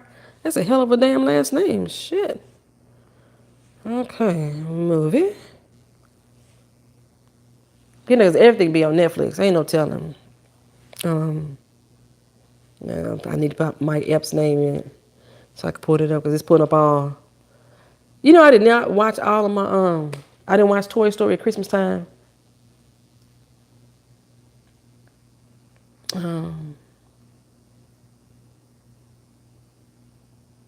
They said it was canned. So I said I didn't watch it. That's why I said I didn't think Mike Epps was a good actor, so I didn't want to see it. It says that the movie was canned. It did not happen. So yeah, you didn't miss shit then. I hadn't watched it. That's all I knew, that I was not going to watch it. Yeah, I just Oh, and Lee Daniels was the one that was gonna do the biopic. Oh, I'm so glad they didn't follow through with that because Leo Daniels, I can't stand his ass either. Ugh. Okay, yeah. So the movie didn't happen. You didn't miss nothing, and I didn't either. Because I was like, I wasn't gonna watch it because I don't think he's a good actor. I wasn't even check for it. I am gonna go see if Beale Street Could Talk. I'm gonna go check that out this weekend. I found out down at Walt Disney, they have a movie theater down there. It's only like a few minutes from the house, probably maybe 20 minutes in traffic. That I can go there instead of going to that 45-minute drive away to go to the theater. So I'm gonna go see if Beale Street Could Talk, and I'm gonna do a review on that. I was always into big teddy bear, heavy D types anyway. And they be into me. Okay, Justice, I ain't never been into a big old heavy D. But I was into Gerald Levert. Now, that was a teddy bear that I could have got into. Yes, Lee Daniels gives you creepy R. Kelly vibes. Don't he, though? Thank you, Miss Hoggs. I appreciate you, too, for being here. I really do. And, y'all see I'm licking my lips. I've been extra dry. I got a bottle of water, and I've been licking my lips like this. My lips extra dry. And ashy these past couple days because I've been sick. I'm coming out with this cold. If y'all been missing the stream, I told y'all in the beginning that the doctor has diagnosed me with severe sinus allergies. My nasal passages are completely inflamed. I got like 2 centimeters of space, she said, in between my nasal passages that I'm breathing through. That's causing me a constant nasal drip. And now she want me to take albuterol, which is asthma medicine. And I never had medicine in my life. Girl, I can't watch movies like Beale Street. It takes me a whole level of angry. Like the Green Mile or Mississippi Burning. I actually do not know what If Beale Street Could Talk is about at all. All I know that Regina King has something to do with it. And I love her as an actress. So I wanted to go see it just because of that. In regards to black cinema, I do hate the majority of the movies that we present are always set back in the civil rights era. Like there is no other era of life that we have exist. Like nothing happened after the 1970s. Like we in 2019 now. Can we get some some situations that go on in the 2000s. A lot of our TV shows are keeping up in the era, but when they make like black movies like this, that they using all of our famed black actresses like Regina King in, they always set back in the 70s, in the civil rights era, and so I'm assuming, since you mentioned Mississippi Burning and the Green Mile, that this is set back in the time. I just didn't know. I was just going to see it just because Regina King was in it. Yeah, I think she's a great actress, Miss Hawes. I still have not watched 7 Seconds on Netflix. I heard it got canceled, so I didn't know it was supposed to be a whole series anyway. Ooh, give me 1 second, y'all. Well, I'm right by the mic too, blowing my nose like that. It's a James Baldwin book. Oh, I didn't know that. I like to read, and I have never, ever read a James Baldwin book ever in my life. One, like I said, I think somebody mentioned Eyes Are Watching God. I hate reading about that type of stuff. I mean, I read it because I know there's some historical relevance in it, and you need to know where you came from, but I guess it gets so burnt out. 7 Seconds was awesome. I'm gonna have to check it out. Right now, I am watching I'm watching something. I'm watching Ozark. Say you adore the book and the movie, so I'm gonna check out the movie. And since I haven't read the book, that's probably a good thing. But check out the movie this weekend. The Eyes was a great book, but the movie was. I did not watch the movie The Eyes Are Watching God because I had read the book. Yeah, I did like that book. I'm probably gonna watch the movie because I read the book. It's very, very rare that I will go and watch a movie if I've read the book. The only one I've done that with that I can remember doing that with is The Girl on the Train. The Girl on the Train was such a good book to me. It take you through so many twists and turns because the main character of the book is drunk doing the majority of the book. You don't know if the story that she's telling you in this book is actually true or not, or that she's telling this through a drunken stupor. But that movie, if I was the author of that book, I would shut that shit down. That movie was so fucking horrible. Oh, they redid. Oh my goodness. I'm the same way. Always disappointed because we use our imagination when we read. Exactly. Now, the movie, like I said, Eat, Pray, Love is I love that movie. I refuse to read the book now because I've read the movie. I've watched the movie. And I'm going to go through the book like, claiming that didn't happen. That happened with, 12 Years a Slave. I watched that movie. I thought that was such a riveting movie. And then I read that book and got pissed off. I got pissed off in so many ways. Like, oh my goodness. The McDonald's incident, if I go back there for a minute, the McDonald's incident, it reminded me of 12 Years a Slave for some reason. My friend said the same thing too. She said she read Eat, Love, Pray, and she loved the book, and she watched the movie and got mad. And I like the movie, so I'm like, okay, I can't read the book now because I like the movie, and it's gonna be different. I already know it's gonna be different. But for some reason, the McDonald's situation reminded me of 12 Years a Slave. Like those black men that stood back there and watched that young lady get yanked up. I felt like they were Solomon to me, and she was Patsy. I could bet a dime a dozen that they might have came in late one day and she helped cover for their ass. She may gave them some extra French fries when they gave their lunch meal. She probably did this, that, and the third. I could see her, just because she's a black woman, doing this for the brothers up in there, covering for them, giving them extra food on their lunch, what have you. She know that they taking off sick when they at the concert, And then when she's struggling, she having a real moment here, and she needs somebody to come rescue her, they stand back and do nothing. And that's exactly how I felt about Solomon in 12 Years a Slave with Patsy. She was getting raped and beat by Massa and sticking her damn neck out for Solomon left, right, every way he can go. And when she asked that motherfucker to take her life so she can be free of that slavery, he wouldn't do that for her. Not only would he not do that, when he escaped, she was there and he didn't help her get away. He could have got her free too. He could have went back and got there. In the book, I learned that Solomon ran back over years, time and time again, to help people along the Underground Railroad. He never went back for Patsy at all. I was so mad. I was so mad. Oh, that movie pissed me off. But I don't know. For some reason, the McDonald situation put me in that. I don't know how I even related them to, but that's how I looked at them. I looked at this is another black woman that can't be protected by Solomon. That's how I looked at them. But the message at the end of Their Eyes movie was worth it to me. Oh shit, I'm moving there. See, yeah, I just couldn't do that movie though. I couldn't do it. So yeah, and y'all see, I showed y'all the last live. I got a lot of movies, like The Help. I can't read the book because I saw the movie first. I just can't. And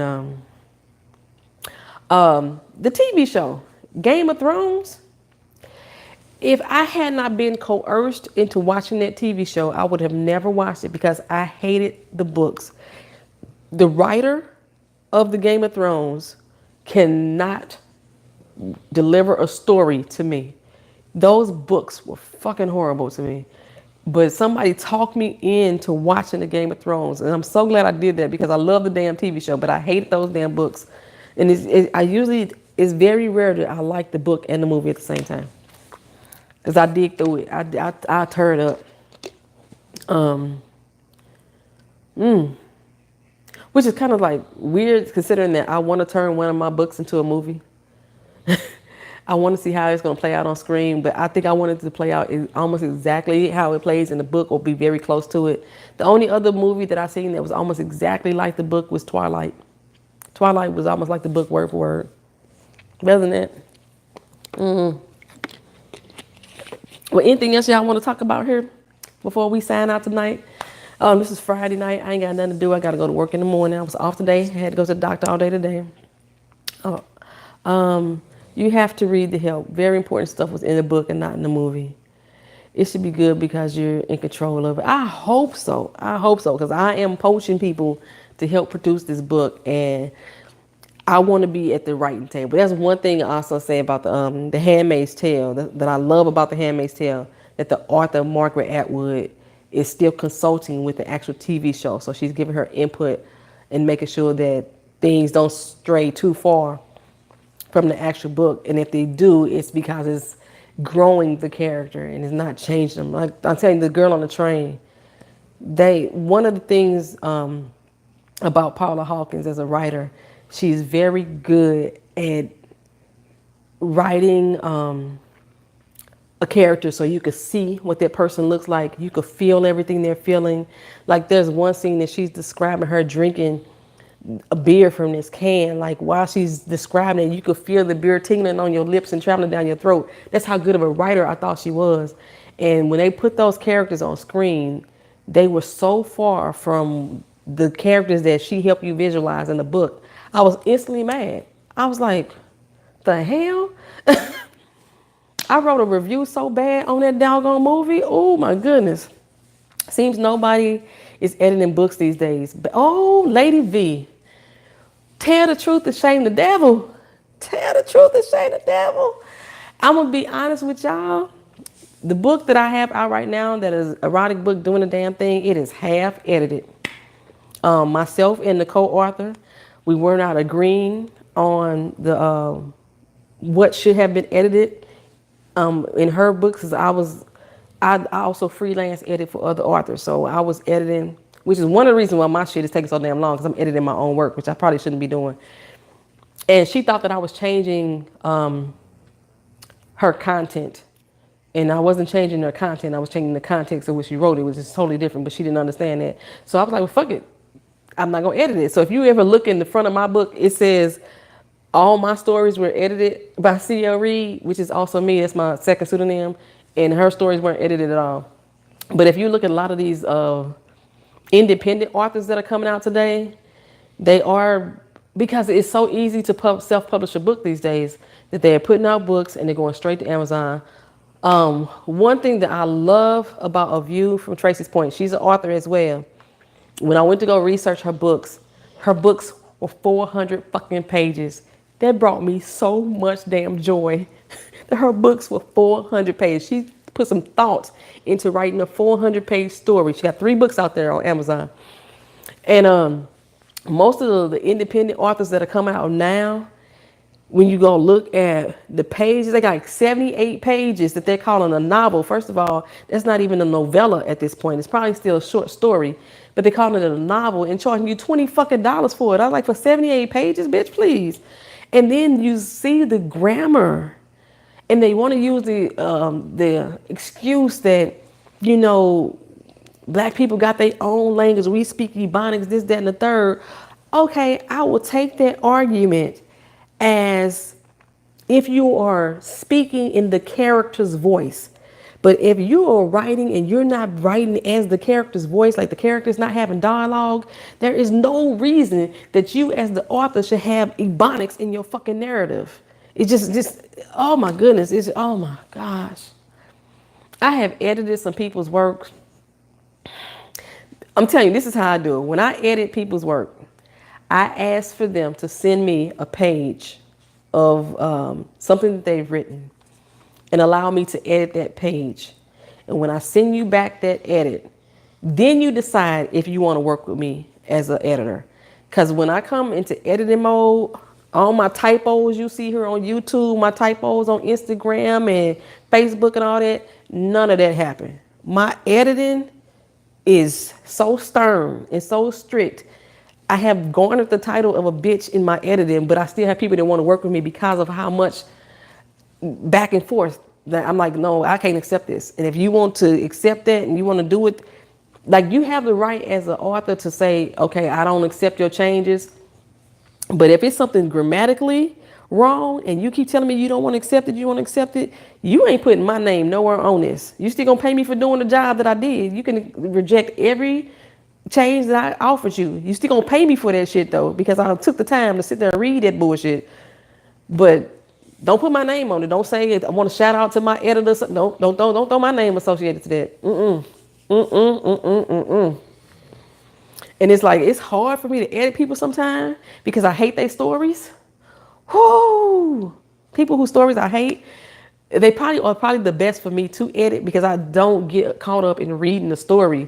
I can actually just edit the work and, like, you know, do your grammar check and your syntax and your punctuation and all that stuff. And like I said, that's probably why it's so hard for me to get my stuff out, because I edit my own work. I've edited regrets 6 times now, and I keep going back and finding errors like this ain't right. So I know I need to give it to somebody else to give them a fresh set of eyes, because I will find my mistakes over and over again. Doing the damn thing online right now, it has been put up probably 17 times, because every time I read it, I catch it, and I be like, wait a minute, no, You have to start reading more again. Yes, I love reading. Just as many movies as y'all saw up against that wall, I got about just as many books. I love reading, and I'm one of the people that don't give my books up. I don't know why, because I very rarely go back and read it a second time because I can recall everything that happened. So if I watch movies over and over again, but I can't read books over and over again for some reason. But I won't give them away either.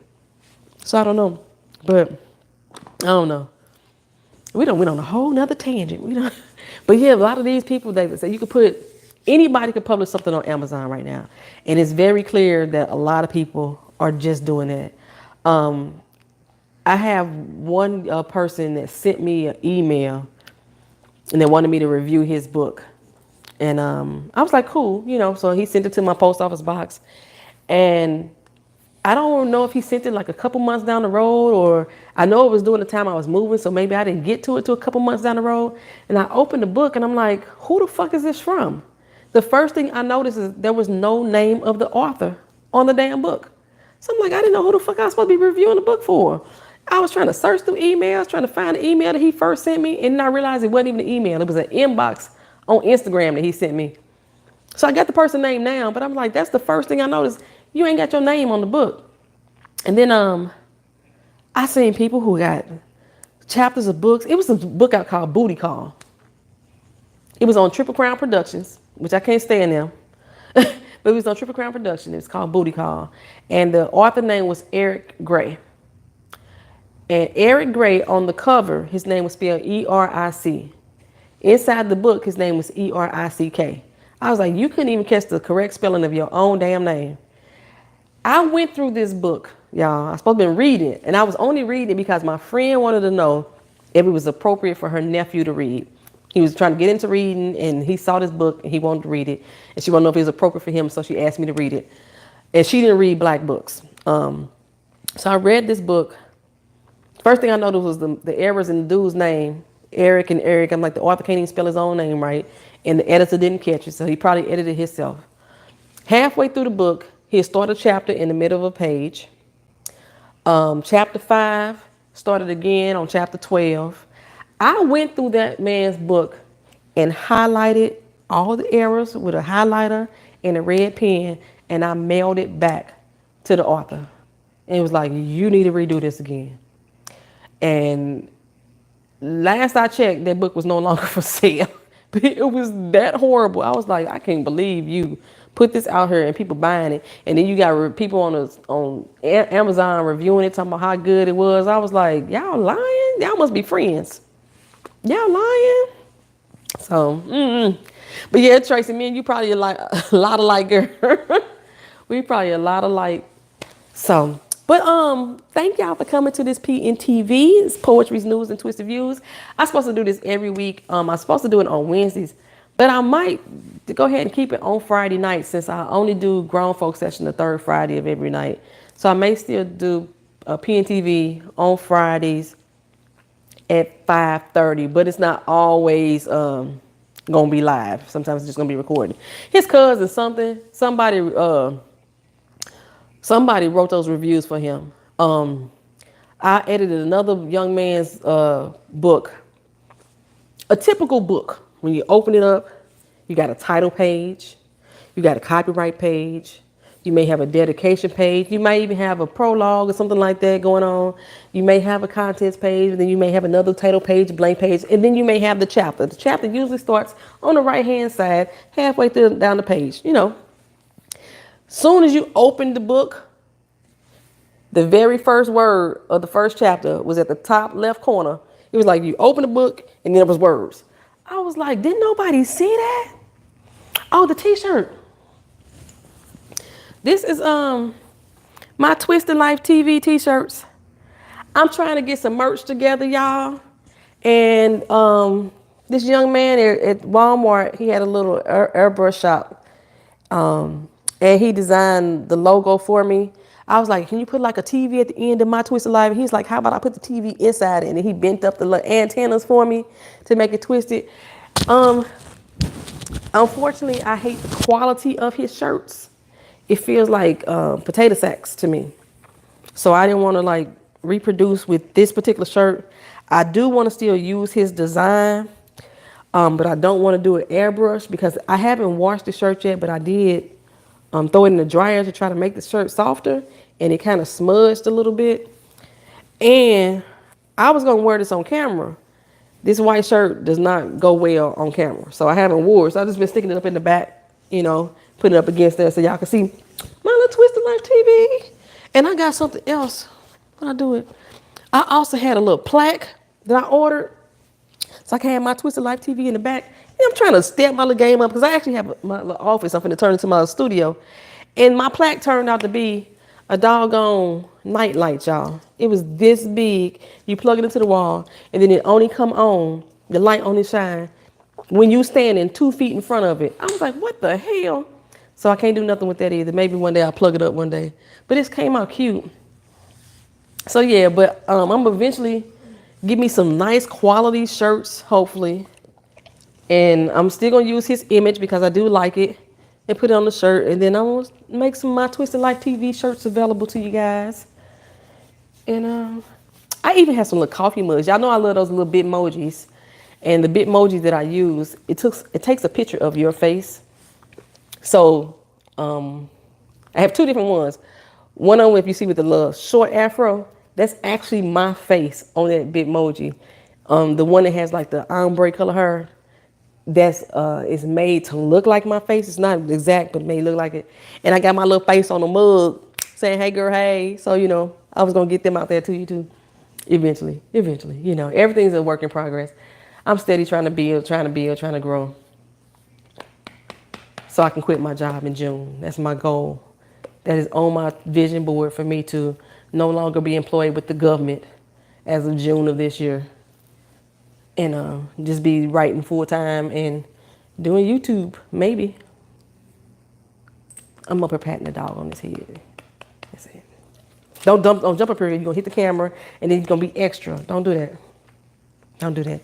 So that's all I got for y'all tonight. Y'all got anything else that y'all want to say to me? That's it. Thank y'all for being here. I appreciate y'all coming in. The next video that's gonna come out will be This Is Us. This Is Us returns on Tuesday. This Is Us returns on Tuesday. Black Lightning returns as well next week. And like I said, I like little sci-fi type stuff, and I'm gonna start doing Roswell. So that's coming out next week as well. Do I like Florida? I don't know yet. I love the weather. Evidently, the weather don't love me because it's messing up my sinuses. The coldest it's been here has been like 48 degrees. But I still have not had time to like really explore like I want to. I've been to the movies, been to the mall. That's all I've done. Yeah, This Is Us this season is not, it's lacking. It's lacking a lot. And I'm going to blame that on the new TV show, New Amsterdam. I actually like New Amsterdam. I just didn't get back to finish watching it. I stopped on episode 2, so I need to go back and binge watch the rest of that. But the writers on This Is Us are also writing for New Amsterdam.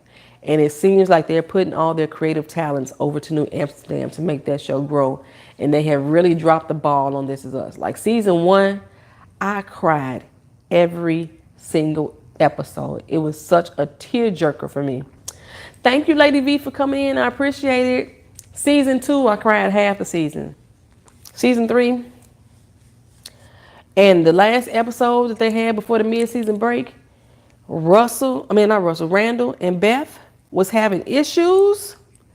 And I'm all right, like, if they fuck up that good black family, I know we got some issues in that family, but if they, look, don't fuck up Beth and Randall. So I was really pissed. Sounds like Tyler Perry. I don't like none of Tyler Perry shows. The Have and the Have-Nots, and what's the other one he got? None of his shows. I like some of Tyler Perry movies, but his shows, They like low budget. The first time I watched the Have and the Have-Nots, I think I compared it to a low budget Dynasty. It was such bad acting. Oh my goodness. But now This Is Us was really a good family drama, I thought. But this last season, he puts all his new energy into new show and neglects the old ones. Yeah. It seems like that's what I'm saying is happening on This Is Us because of New Amsterdam. They are really trying to push New Amsterdam. Yeah, I tried with Tyler Perry shows too, Sass, and I just can't do it. I be watching the reviews because I watch random TV reviews. They do reviews on it, and Lady Nika do reviews on it, and I still be sitting there like, this booty, y'all. New Amsterdam is nothing like Grey's Anatomy. Nothing at all like Grey's Anatomy. We got this one doctor who, they deal with a lot of social issues that This Is Us actually dealt with. So your channel was a breath of fresh air after watching. Oh, thank you so much. I appreciate that. After watching some of the YouTube beefing going on right now. Yeah, I can't deal with that YouTube beefing. Now, New Amsterdam is nothing like Grey's Anatomy. They come up with some cases that are so unexpected. Kind of probably like how Grey's Anatomy first season as far as like cases are concerned. But it's mainly about this one doctor who is trying to practice medicine again, so to speak. You know, the hospitals are so caught up in politics and money, and he trying to like, you know, at least the first 2 episodes. I don't know what happened after the first 2 episodes, but it was pretty good, those first 2 episodes. They dealt with a lot of mental issues. They dealt with abuse. They dealt with adoption. They dealt with, what's what I'm going to say? You know how they overfeeding kids medication Like I always say this about, they always want to give a black kid Ritalin, and you got ADHD and ADD and all this extra stuff, just trying to calm us down, and they're over drugging our kids. They dealt with that situation, which I still had a little problems with that situation too, because there was a little white boy on there who beat the shit out of another little boy, and they still let him go to school. And I was like, if he was a black kid, that little boy would have been locked up and in juvenile. So I still have some issues with it, but you know, other than that, I just thought it was, at least those first 2 episodes that I saw was pretty good. So I think that they're using their creative talents a lot on New Amsterdam, which is kind of how they deal with Grey's Anatomy in private practice. Grey's Anatomy was the shit. And then when private practice came out, the writers took most of their creative stories over to the private practice and built that when Grey's Anatomy fell off. And then when private practice went off the air, Grey's Anatomy picked right on back up. And now they like one of my favorite shows still. I still ride with Grey's Anatomy. I just don't review it. There's just so much going on, so many layers of Grey's Anatomy going on. Let's see. But yeah, Miss Hogs, all this YouTube beefing, ooh, child. Half of it fake to me anyway. Half of it is fake. The other half that ain't fake, they still doing it just for review, for at least one of the parties involved is doing it for views. They're trying to build their name off of drama. Yeah, I ain't got time for it. I ain't got time for it. And I'm too opinionated to join in, so yeah, Stay out of it as much as possible. My lips are super ashy. Y'all need to tell me this stuff when my lips get ashy.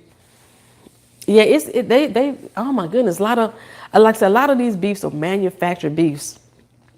And they doing it for ratings, they doing it for likes, they doing it for subscribers. They know for a fact the person that they beefing against, that they subscribe, is gonna come over to their channel whether they subscribe or not. Some of them subscribe just because they want to get the notification. I told y'all before, I had a guy on here that as soon as my video loaded, my video was thumbs down. So he had to be subscribed to my channel to be notified of every video I posted. So a lot of people will do that. They will go to your channel that they don't like you, they subscribe. So when your notifications pop up, they can come cuss you out, they come thumbs down your video. So these people that are in these beefs sometimes are knowing that this is going to happen. They know they're going to build subscribership because people want to come there just to cuss them out. Like I said, sometimes like they will take what should have been a genuine situation and ride with that and exploit that. It's messy. And I'm a petty person sometimes, and this is just too messy and petty for me. That happened to me too in the past. Girl, shut up. I can't even imagine. I love me some Keisha Charmaine. Like, you are like the hair lock guru. You know, you get your beauty tips and I couldn't even imagine. I couldn't even imagine somebody trying to beef with you. Who I need to fight?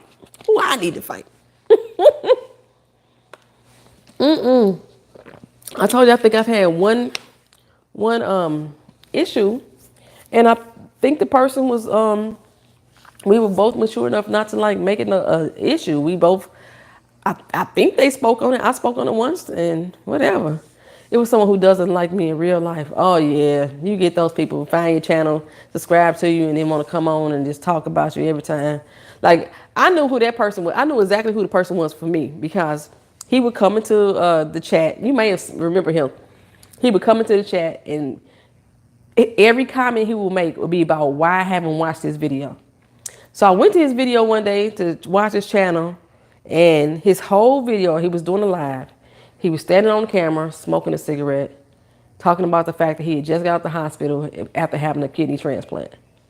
That was the whole video. He wasn't saying too much. People were saying stuff to him, and I was like, what the fuck am I here for?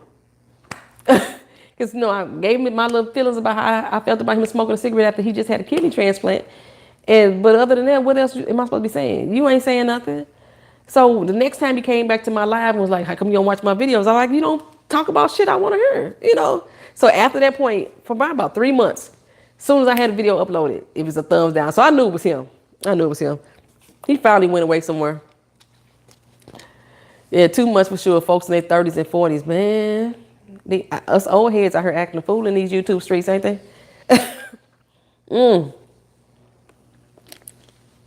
I spoke on my little thoughts and opinions on the Tasha K Lovely T thing last live. I'm not gonna speak on that no more. The whole situation with Kaya and this little rap group, I ain't gonna speak on that at all because I can't stand Kaya. But then there's so many other little small ones going around. A lot of these little beefs, I don't even know who the YouTubers are. I told y'all before, a lot of these names, I'd be like, who are you talking about? But I may ask that, but I'm honestly don't really care enough to go find myself. So I don't even know who half these people are they beefing with. It just be, and then you see all these videos popping up. Like, why y'all making so many videos about it? Like, this all this YouTube thugging. Y'all thumb thugging. Your fingers hurt because you're typing in all caps. You're talking all extra hard. Got your mic turned up. And sit down. Go on, sit down somewhere. I ain't got time for that. So I'm just going to keep on doing what I'm doing over here. And I let everybody else address it. And I keep waiting. Names popping up everywhere. Oh, my goodness. And I hate it because, like, if I go visit a channel, once you visit, I'm learning this YouTube algorithm thing. Once you visit a channel, they're going to start popping up in your notifications. So if you haven't visited a channel in a while and you be like, I didn't get the notification, that's because you haven't visited the channel in a while. You haven't watched the video all the way through. You have to watch a whole video all the way through on the channel for you to really get notifications. And like sometimes I'll just hit play and I'll go in my kitchen and random channels pop up that I had never visited before, and now all of a sudden I'm seeing them in my notifications. You say, oh, hey, Nicole, hey, girl, hey. So you don't watch channels that talk about other channels. Now, you won't see me reviewing other people's channels. You won't see me talking about, I try to stay away from talking about the beef. Like I said, I talked about how I felt about Lovely T and Tasha K briefly in that one video. You didn't see me put it in my title. You didn't see me put it in the description section because I don't want to get shine or draw traffic to my channel because of that. Yeah, go over there with that. I said my piece, and that's it. Basically, all y'all need to know is I unwind from Tasha K, and I barely watch Lovely T either. So, that's about it. But them other people, I don't know who the hell they are. Like, I see it pop up, I'll be like every once in a while, it's one sister on here. Damn, I can't think of what her YouTube channel name is. She changed it like so many damn times. Well, she apparently has a lot of beef with people. Somebody say something to her wrong in the comment section, she make a video about it. And I know for about right around Christmas time, my whole timeline was filled up with videos from her to that person. No, I didn't see Tasha K on the Queen's Court because I don't like the Queen's Court either. I didn't like that either. Before the split up, that's Cyn in the back. Before they broke up, before Kaya and Maddie broke up, I didn't watch them. I didn't like them. After they broke up, I didn't watch them. I didn't like them. Like I said, when I spoke on them, it was just based off of things I had seen on clips and videos. But no, I'm not. Somebody sent me a link. I think my girl Tony sent me a link on Instagram about Tasha had just posted up something.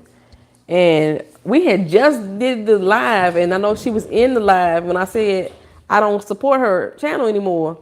But I stopped supporting her way before her beef with Lovely T. I stopped supporting her back when she did the whole it's okay for white people to wear blackface video. And she came on camera dressed in whiteface, and I was like, I stopped supporting her then. I was done with that. So I mean, I don't have to agree with you in everything you say in order for me to watch your channel, but at some point you just be like, how much more am I gonna tolerate? How much more I'm gonna throw off my energy watching this bullshit? I can't do it. I can't do it. We got enough bullshit with just celebrity drama, and like I said, I'm tuning out some of them. Every single person that has spoke on R. Kelly, I have skipped over that video. If you in your video and I'm watching you and you say, well, okay, we finna move on to R. Kelly, I skipped at least 5 minutes into your video over it because I'm not finna deal with it. I just don't want to talk about it. I'm not finna saturate my mind. I told y'all before, I watched Greenleaf, and Greenleaf triggered me. dealing with molestation with Uncle Mac. So I damn sure don't want to watch no docu-series and nothing else that's going to trigger me and set me off. I don't want to talk about it. I don't want to hear about it. I don't want to argue about it. I've said my piece on it many times before. So if y'all was coming for that, it ain't going to happen over here. So yeah, I try to stay away from a lot of stuff.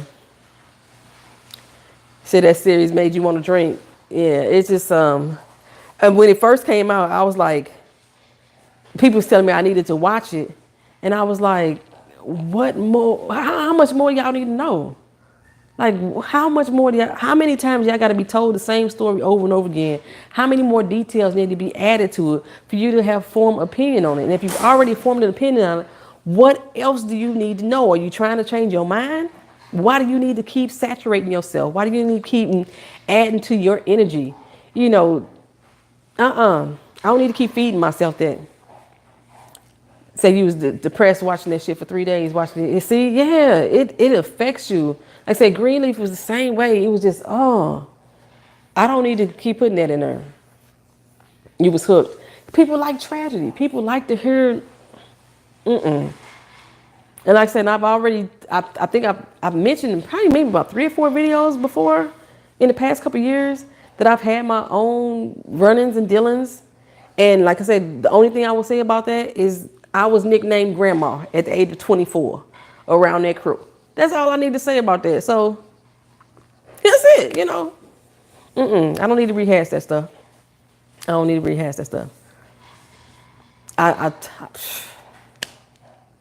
Everybody else, if you want to hear about it, I can recommend you some channels that are doing some very detailed commentary about it. Beautiful Soul Speaks, Miss Honey. Man, I honestly, what's her sister name? This is sister Bondi Blue. I wasn't watching her channel up until like the end of last year. And then there was a video that she did recently. And in the video, she was explaining why she still listens to his music, why she still ride for Bill Cosby. And it was something else that she said in the video. And the third thing that she said, I was like, unsubscribe. And I like her as far as like when she do her TV show reviews.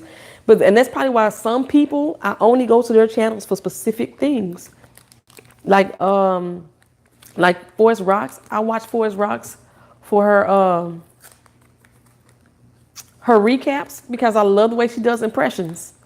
And somebody asked me before to do a video. I think it was Minnie Mill asked me to do a video about what YouTubers I actually watch. So I'm gonna do that video and give you the reasons why I watch these people. I don't watch everything on everybody channel. I gotta block some things out for some reasons, you know. And I probably should have never start watching. Say Jay Lee Corner talked about it. I think I used to be subscribed to Jay Lee, but I don't know why. I want to say it was Real Housewives of Atlanta. But when I stopped watching Real Housewives of Atlanta, I limited who I listened to. I think I started watching. Yeah, she said that in one of her recent videos. And it was and at the end of the video, she may have gave more detailed explanation. She may have did what Chance the Rapper did. People was mad about Chance the Rapper saying that he didn't believe the black women. And I remember them taking that sentence and running with it in the news media. And Chance had to come out and put that whole interview out. But when he put the whole interview out, people wouldn't listen to it. People thought that was an apology or that he was making excuses about what he said. But if you listen to the whole interview in context, he was saying something about how this is how he used to think. And this is the reason why he used to think this way. But this is not how he think now. But it was already out there, that particular line, that he didn't believe these women because they were black women. But there was so much more around the context of what he said. That may have happened on Bondi's channel, but I will never know. Because once she made those statements, those words, I was like, unsubscribe. And I'm not going back to the channel. So, you know, I don't know what was said after I unsubscribed and scrolled on to another video. She said she won't end up listening to his music for a while. It was hard cutting out R. Kelly music. I literally said some shit. The one song I know that I still listen to is Ignition. And I think I still listen to Ignition because I like to push the horn when I'm driving when it play. When it said it toot toot, I always do that in the horn. Um, but if I actually sit down and listen to his catalog, the same way I would read a book, because there's a lot of music that's out there. I can hear the music and I will bump to the music. The bass be jamming, the hook be slamming. But if I actually sit and listen to what they were saying, I would shut them off. So I know at least that particular song, I know I still listen to that song. I don't go search for his music in my catalog. I haven't even went and deleted anything because I haven't searched for his music. Um, Boy, if I listen to 12 Play now, ooh, I could not listen to it in the same way. I don't think I could listen to it in the same way. And the crazy thing was, I think I admitted before. I said I wasn't going to talk about him, and here I am talking about him. But I had talked to my daughter about this before. That when I started hanging around him was well after the Aaliyah thing. And I was one of those people who was making excuses for him at that time. Because the first thing that came to mind was my grandmama got married at 14. You know, you said you had to delete them because it kept popping in your shuffle. I understand that. It's hard because he has written a lot of music for other people. And that's why you cannot mute his music. Well, the thing is, like, when you listen to the music for other people, you still don't visualize R. Kelly being the one singing it. So even though he wrote it for other people, and now something coming up with Michael Jackson. They canceled the docuseries. They was gonna put out the docuseries for Michael Jackson. They still doing a docuseries, but the thing is, people have already said that they lied about everything they did, like years ago. Said that everything they said about Michael was fake, and that all the kids that their parents was the one making them doing it. Now, see, that's the thing with that. Okay, because I remember when, dang, what's the lady name? The model chick, Janet somebody, when she came out about Bill Cosby, she had wrote in her book that she was lying, that she had previously lied about what happened. So what she is saying now was the actual truth. So it's in a way, to me, sometimes people say things they may lie at that point because they too scared to share the truth. They may be Janice Dickinson, yeah. And so she originally came out and made allegations. Then she said that the allegations weren't true. And in her book, she said when she said they weren't true, that was the actual lie because she was afraid of the fallout, the fallback, and everything like that. So it's very possible that might be what's happening in the Michael Jackson situation too, that their parents made them say it, and now that they're adults, they want to speak out about it, or maybe they coming out and saying, and maybe when they said that their parents made them do it, that was the lie. And then again, it may not even be them same two people because they haven't announced who is actually appearing in this documentary. Yeah, but ain't no telling them. I don't know. What I saw is that like all the cases that all my the daughter parents that fall out and stuff, they figured out that they was lying, so they canceled all those cases because they just wanted the money from Michael. Yeah, the credibility is kind of shaky. It is. You're right. You say both the R. Kelly daughters put out a statement. Yeah, I saw videos on there because everybody, once his daughters came out and spoke, my whole notification feed just filled up with videos about it. I was like, God bless. And I was trying to figure out how I could mute it on my YouTube channel. I'm like, I'm so sick of seeing. Can I see some other content? It's not that I want to turn a blind ear to the victims. I'm just like, for me and my sanity, I don't need to be flooded with it. That's it. That's all. Like it's so much. But especially because like when I'm looking on like Facebook and people that I know who are sticking up for him, or I had one friend post up, y'all wasn't thinking these was old dudes back when they was picking y'all up from high school, these dope dealing dudes. I was like, they was still fucking predators.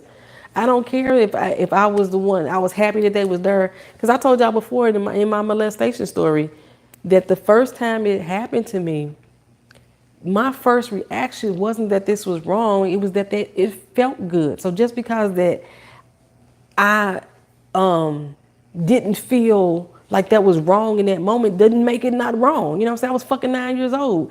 But you rub a motherfucker's clit at 9, it's still gonna feel good. You know what I'm saying? So this doesn't mean it's not wrong.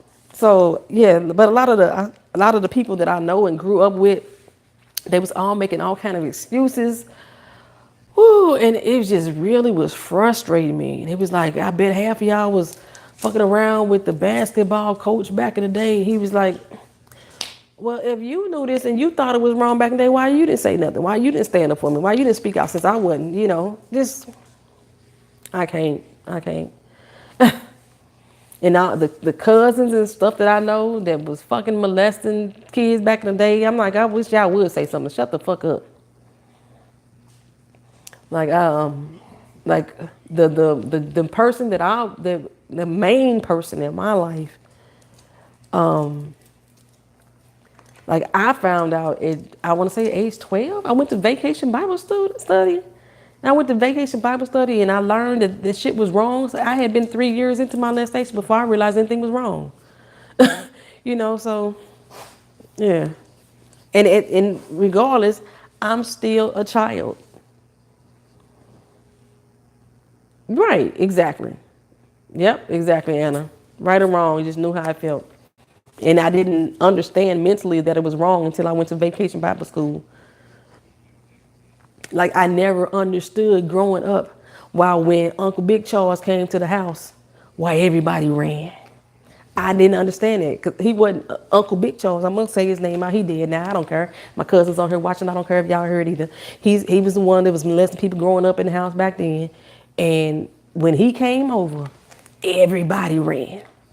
And I just ran too. I never understood until I was an adult and a lot of my family members started actually speaking on it, why everybody ran from Uncle Big Charles. But that just lets you know, everybody knew. Everybody knew. And just because everybody knew and one other cousin didn't run, didn't make, still didn't make it right. Put it like that, still didn't make it right. So yeah, everybody knew. It's a sickness. And unfortunately, a lot of times I ain't gonna even say a lot of times. There's a small percentage of times that when people are molested as children, that they in turn do the same thing to other people. Thank God I was not cursed with that. Oh, I was not cursed, thank God. That used to be a fear of mine though, why I didn't want to have children initially, because I didn't want to be a molester to my children, because I just knew that it was going to happen to me, because I knew other kids that it happened to, and then they in turn would do it to younger kids in the neighborhood as well. And I was like, I didn't want that to be me. I didn't want that to be me. And I didn't want to have kids at first. So that's why I was like 25 when I had my first child. So don't run your monkey ass this way. Go that way. This is the cameras right here. Don't run this way. That way. Vito trying to come through here and get the cat. But we got the mic and the camera right here. We don't need all that action. He knocked my phone down. Pay for this down on Samsung 9. We don't want that to happen. What we eating for dinner? I just thought about that. I'm hungry. What we got? I don't know. Leftovers. Did you just frown up at the leftovers? Yeah, so I don't know. That's the part I don't understand. Same with alcoholics, and I hate that saying, what goes on in my home stays in my home. I hated that saying as well too, Nicole. Oh my goodness. I think because growing up, it took a while for me to get this in my head. As I was growing up, my daughter used to actually go over to that household, to the same household where the man had molested me. And I always just knew my aunt was looking out for her.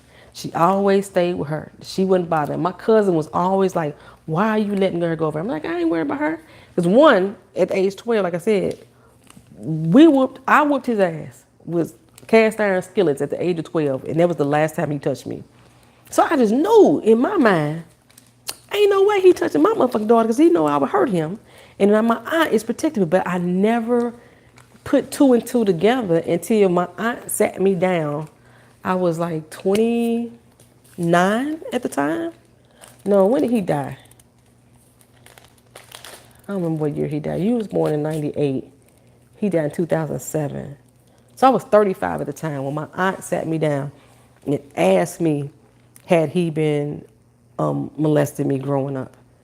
And it was at that time, my daughter was like 9 or 10, that I realized that she was still, I say, pretending to know that her husband was molesting all these kids. So like, it had been, like they used to keep foster kids too. So she had like a total of about 250 foster children come through her household. And probably about half of them, I'm thinking he molested. And after I beat him with the cast iron skillets, my other little cousin, his niece used to come over there all the time. My other cousin, he's the one that finally called the authorities and told the authorities that this man was molesting all the people in the house, and she lost the rights to keep all these kids. So it wasn't, I don't know why it was a shock to her that the accusations were true. No, because now I'm 29 years old, and she's sitting us down and having this talk. But he was like dying at the time. And she was like, well, I'm not going to leave him. I'm going to stay with him, you know, and make his life miserable for his last dying days. And I honestly think that my aunt killed that man. She's dead too. That's why I'm only speaking on it right now. Both of them are dead now. Because at the time that he supposedly fell down and hit his head in the bathtub, and I don't know when the ambulance got called, but it was long after he had passed away. And we used to call my aunt Dr. Kevorkian after that. But she knew. And the reason why I know that she knew, because I also found out too, because I didn't realize their age different. I knew that she knew because when she met him, she was 10 years old and he was 20. So she knew. This was somebody that she'd been dealing with since she was 10 years old. He thought she was 14 when they met, but he still was 20. And she went through 6 husbands and still ended up marrying him after her 6th husband. But yeah, she decided to have a talk with me and my other cousins and find out the history of all the rumors. So I'm like, she knew. You can't make me believe she knew. I believe my mama knew. And the reason I believe she knew, because my grandmama came to me and asked me one time, and I had not lived with my grandmother in none of my life. I hadn't really been around her. And at age 13, she came over and like, hey, what's going on? And at that particular time, wasn't nothing going on, because like I said, I had jumped on the man. So yeah, she knew. So, and she knew about all the other people too, all the other times. And she knew about her uncle too, because Uncle Big Charles was her uncle. She knew about him too, and probably anybody else in the family. She knew. And but surprisingly, at least out of all the cousins that I had growing up in that household, at least 8. It was how many of us? Me, Charlie, Charles, Darlene, Harry. It was 9 of us growing up in that household. At least 7 out of the 9. No, it's 10. At least 8 out of the 10 of us, we actually talk about it now. We can actually have a conversation. We could talk to our kids about it and all that stuff. I say he's passed on. My aunt passed a couple years ago. Uncle Big Charles passed a few years ago. You know, all the ones that we knew of have passed on. And now everybody could talk about it. I've been talking about it though since I was about 13, 14.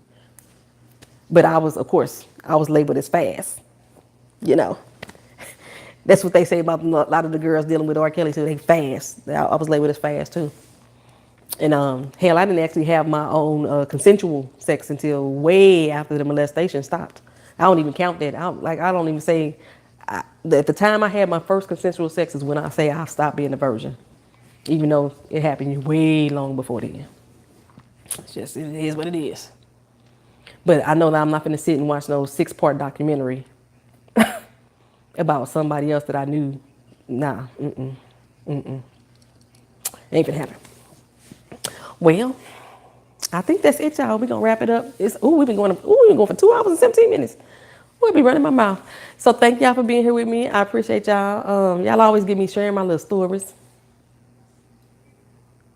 Keena sticking her head in. Say hi and bye to the folks. What it do, dirty? What it do, dirty.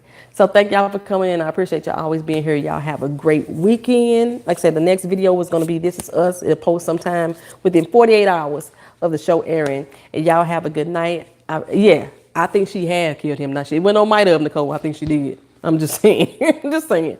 But, you know, she gone now too, so. Rest her soul. Y'all have a good night, y'all. Peace out. Peace.